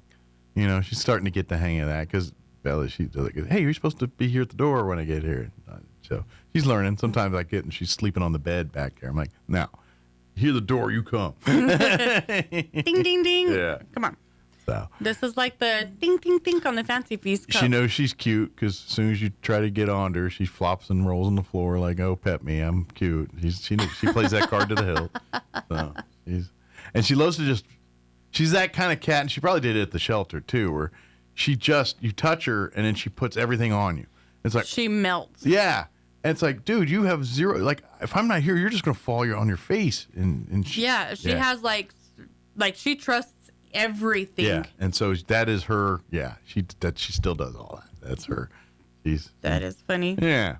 Thrift shop. Yes. Do want to touch on thrift shop sales, items needed, things like that. So, Punxsutawney lied. However, there's jackets and sweaters galore. They have a ton of brand new jackets with tags on them. But and I know that I guarantee before we're in spring, it's going to get cold again. It is, it's just we're going to have this, freak heat wave, as I called it. But regardless if you need it this winter, next winter, or somebody that needs it, or you see somebody that's, with lesser income and needs some help. Absolutely. And you want to do something for them, buy coats. Get them a coat, get them a jacket. And half these coats are someone paid hundreds, if not more, dollars for them. Yeah. And you're getting them for pennies on the dollar. It really is. Ladies' purses, ton of purses. There's a lot of Montana West purses, and if anybody knows what a Montana West purse is, they know that they're not cheap. Is that a more popular brand at the moment? They are a Western purse. I was thinking the Yellowstone thing and Montana West. I was like, I bet there's. But they're also a carry and conceal purse. Oh, I gotcha. So stylish yet functional. Yes. Baby bouncers, or bassinets, if you have anybody or expecting a baby, they've got 4 or 5 bouncers, 3 beautiful bassinets. And those things are crazy expensive brand new, and you only need them for months. It really, it's right. They have a lot of brand new men's Western shirts, larger size men, not a variety of sizes. It's gotcha. Basically, your hefty guys, big guys, big and tall. Some big and tall stuff. You got some stuff. Yes, a very very nice wood burning stove. That they have priced at $600. And okay, this is an ironic thing. It's an old X-ray filing cabinet machine. Okay. So when you used to, before everything was digital and they would take X-rays, they would have to proof it in a box. Gotcha. This is the proofing box. Okay. It could be repurposed for a lot of other things. Okay. It's got functionality potential. If you're DIY or repurposer type, this might be a good project for you. If you are in need of a toddler bed, or I think it goes from a crib to a toddler bed to a day bed. So it's like a transitional type bed? Okay. It's very nice. Okay. They have a grooming table. Anybody that knows how to dog grooming stuff, that's not cheap. Lots of kitchen appliances, Keurigs, coffee mugs, coffee cups, a variety of wine glasses, steins. They have some walkers, they have some wheelchairs, miscellaneous tools. And that stuff is crazy expensive too, buying it at the store or whatever. So they have a lot of blankets in stock. So right before we got real cold, everybody came and bought out all the blankets. Yeah, good. So you resupplied. Yes. They have plenty of blankets now. They have a really cool long, short coffee table, and you could tell that it was made with care and love and craft because it's made out of real wood. It's not that Plex wood or particle wood. Flexi board or whatever, particle board. Yeah. They still have the animal section where they've got, leashes, collars, and stuff like that. Things that we're not able to use, we send over there for other people to get at a cheaper price. the Farm and Ranch store here in town donated a whole bunch of candles and wax melts. Okay. So normally in store they're $30, $35. I think depending on the size of the candles, because we got from small to bigs. Okay. And then the wax melts, I think she has from $5 to $10 on them, and they're wood wick burning. They're the soy candles that are not supposed to be offensive as bad for you. So if you're into that, then you can save some money and stock up. Ton of them. Yeah. I know Chinaware is not as common as it used to be, but they do have a full set of Lennox china for $200. It's always nice to have a good set of plates. My mom always said, have a good set of plates in the house. You know? Right. And I think when they looked it up online, it's like valued at $800. Okay. Wow. Yeah. Nice. They have a rocker recliner chair. They have that marked as 30. They do now, because school's back in session, they did put their little school supply section back. So when people donate like reams of paper and stuff like that, they set it aside for people to come and get it at a cheaper price. And then they're still doing the Friday and Saturday sales. So when you come in and you check the whiteboard as you walk in, that's what sale's going to be for Friday or Saturday. Okay, very good. Yeah, and of course, as we always say, when you shop here, you're doing yourself a favor because you're getting what you need. And you're saving a ton of cash doing it. But every dime that you spend in that thrift store goes right back into those pets, whether it's vet bills or cleaning supplies or food and litter, whatever their needs are. That money covers that. And the great thing is that's the be all catch all. Like you get donations or whatever earmarked for certain things. This is if there's basically a gap in the line that the thrift store can fill that gap to cover that expense. So it does, and it helps us a lot when even if you're purchasing stuff from us and you're giving it away, it still helps. If you have somebody that that loves to shop at thrift stores or they go thrift shopping, we have now the thrift shop bucks. So if you want to get them a gift for their birthday or something, we're going to offer the thrift shop bucks all year round. Art of the treasure hunt. Yeah. Yeah. Because that's it. I know. You're exactly right. There's these folks that, it's the guys that watch copious amounts of American Pickers and those types of shows, and they love going through thrift stores and old places. Well, we have our regulars, and it's so funny because they're there like clockwork. Like they're there like it is their job. The 10 o'clock club. Yeah. And, they come every Wednesday morning. They're there Thursday morning, Friday morning, and it's not that they buy like a ton of stuff, but they come in and they look and then they spend time and they talk. Sure. It's a social event. It really is. Yeah. And then they're like, oh, hey, look, I finally found something I was looking for, or whatever I was missing for this collection. I finally found it. Absolutely. And they're just like, they come in, they talk. We know about their family, and then they come over, they're like, hey, and I'm like, hi, good morning. It's like the local barber shop for dudes or something. You know what I mean? Ironically, there's a lot of men that thrift shop too. Well, hey, we appreciate a good deal too. Especially if you like obscure parts or obscure, like I'm sure those guys, there's probably a guy that goes walking through the Chilton manuals every time, just nosing through them and moves on. Yeah, books. And there's a lot of books. Abby's, I think she restocked on Tuesday, so the book room's completely upped and restocked. Excellent. So if you've gone through all your other stuff because of the cold, now the weather's nice, come out and you can go read on the porch or something. The little weather's a little nice. Yeah, sit on the porch, enjoy the little breeze. Absolutely. Before we do wrap up, another course, awesome way to support the Humane Society is becoming a member. Yes, and the January newsletter is running late just because of other events that have happened. Sure. But there will be a newsletter coming out. Hopefully I'll get it out here in the next couple of weeks. Gotcha. But anybody, you as an individual, your family members, your pets, your kids, anybody can be a member of the Humane Society at various levels as a family, as a group. Of course, you get to be a part of the annual meetings, you get the newsletter and all that. But the big thing is your membership fee, again, goes back to these animals and making sure that we can find homes for all these great animals. So, yeah. As far as donations right now, any particular greater needs than others? Cat litter is always going to be that's a constant, number one. Always on the list. Always on the list. And as like we say every time, nothing fancy, nothing the clay lump that comes in the little cement about the size of a cement bag is perfect enough. It is, but it doesn't weigh as much as a cement bag, but they kind of feel like it sometimes. Yeah, well, it's dead weight, Bleach is always a good thing. Dawn's always a good thing. We're pretty set on like dry cat food right now. We're always going to be in need of the pedigree adult chicken adult food. Yeah, nothing with red dye. Yeah, we try to avoid that so that way it doesn't discolor their stools, and then it makes us think that there's a medical issue when there's not. And in all fairness, you might want to you might want to reconsider if your pet feeds that. You might want to think about at least or mix in some other options. Just spice. Variety is a spice of life. There, pretty much.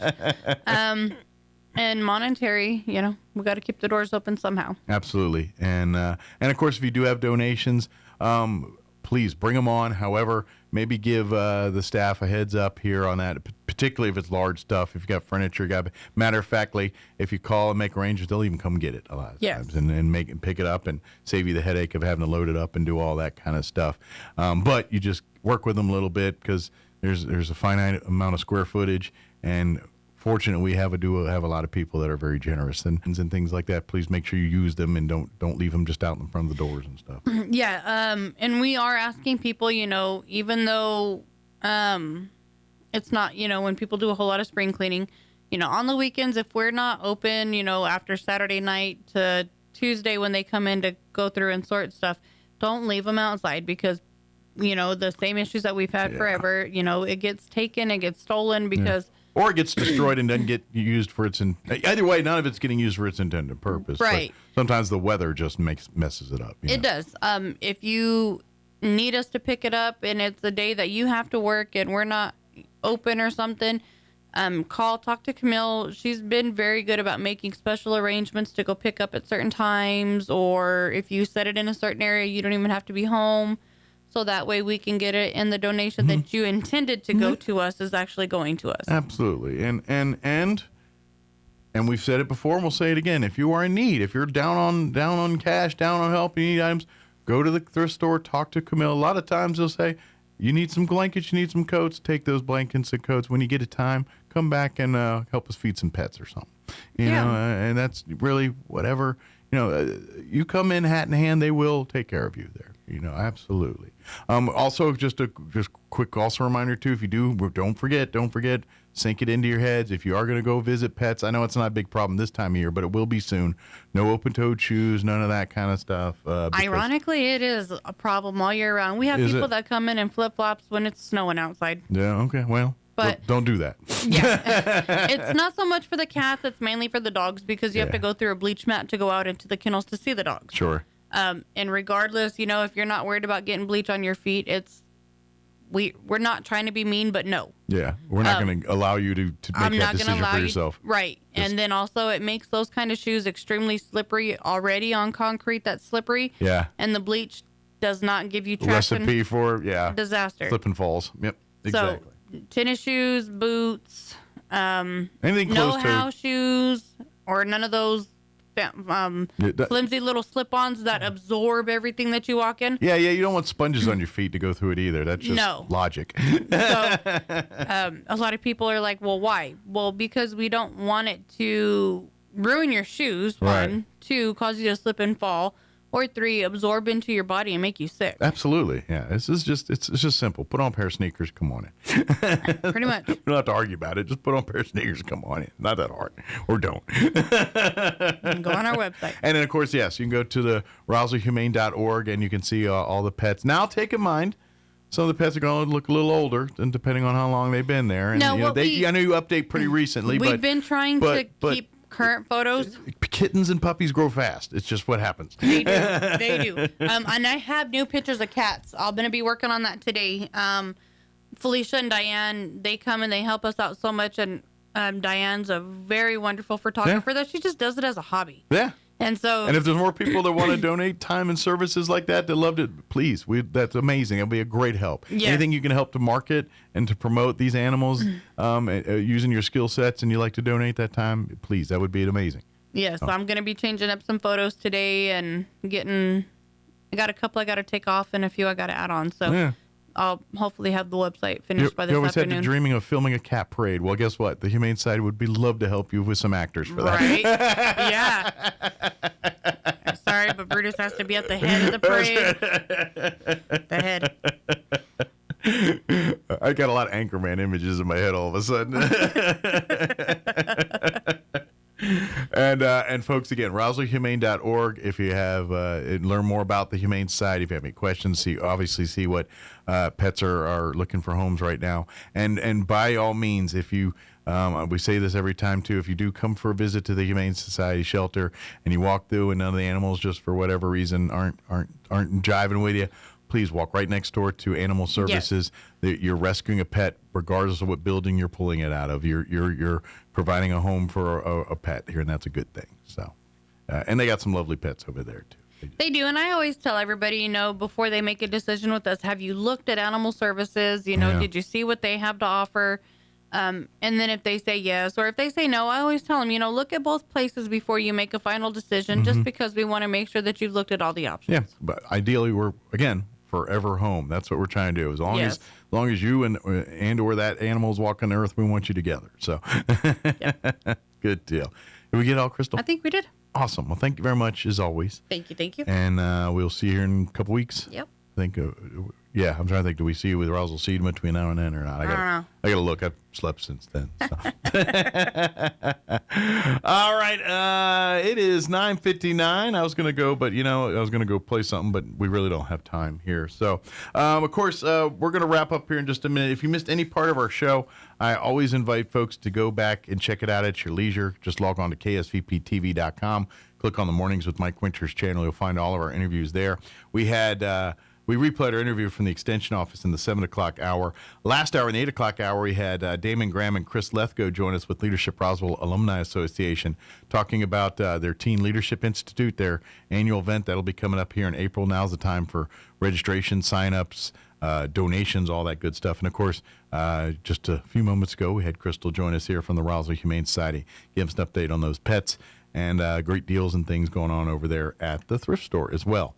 Have an amazing day. We'll be back bright and early, 7 a.m. tomorrow. You're listening to 106.5 Roswell's Talk FM, KEND.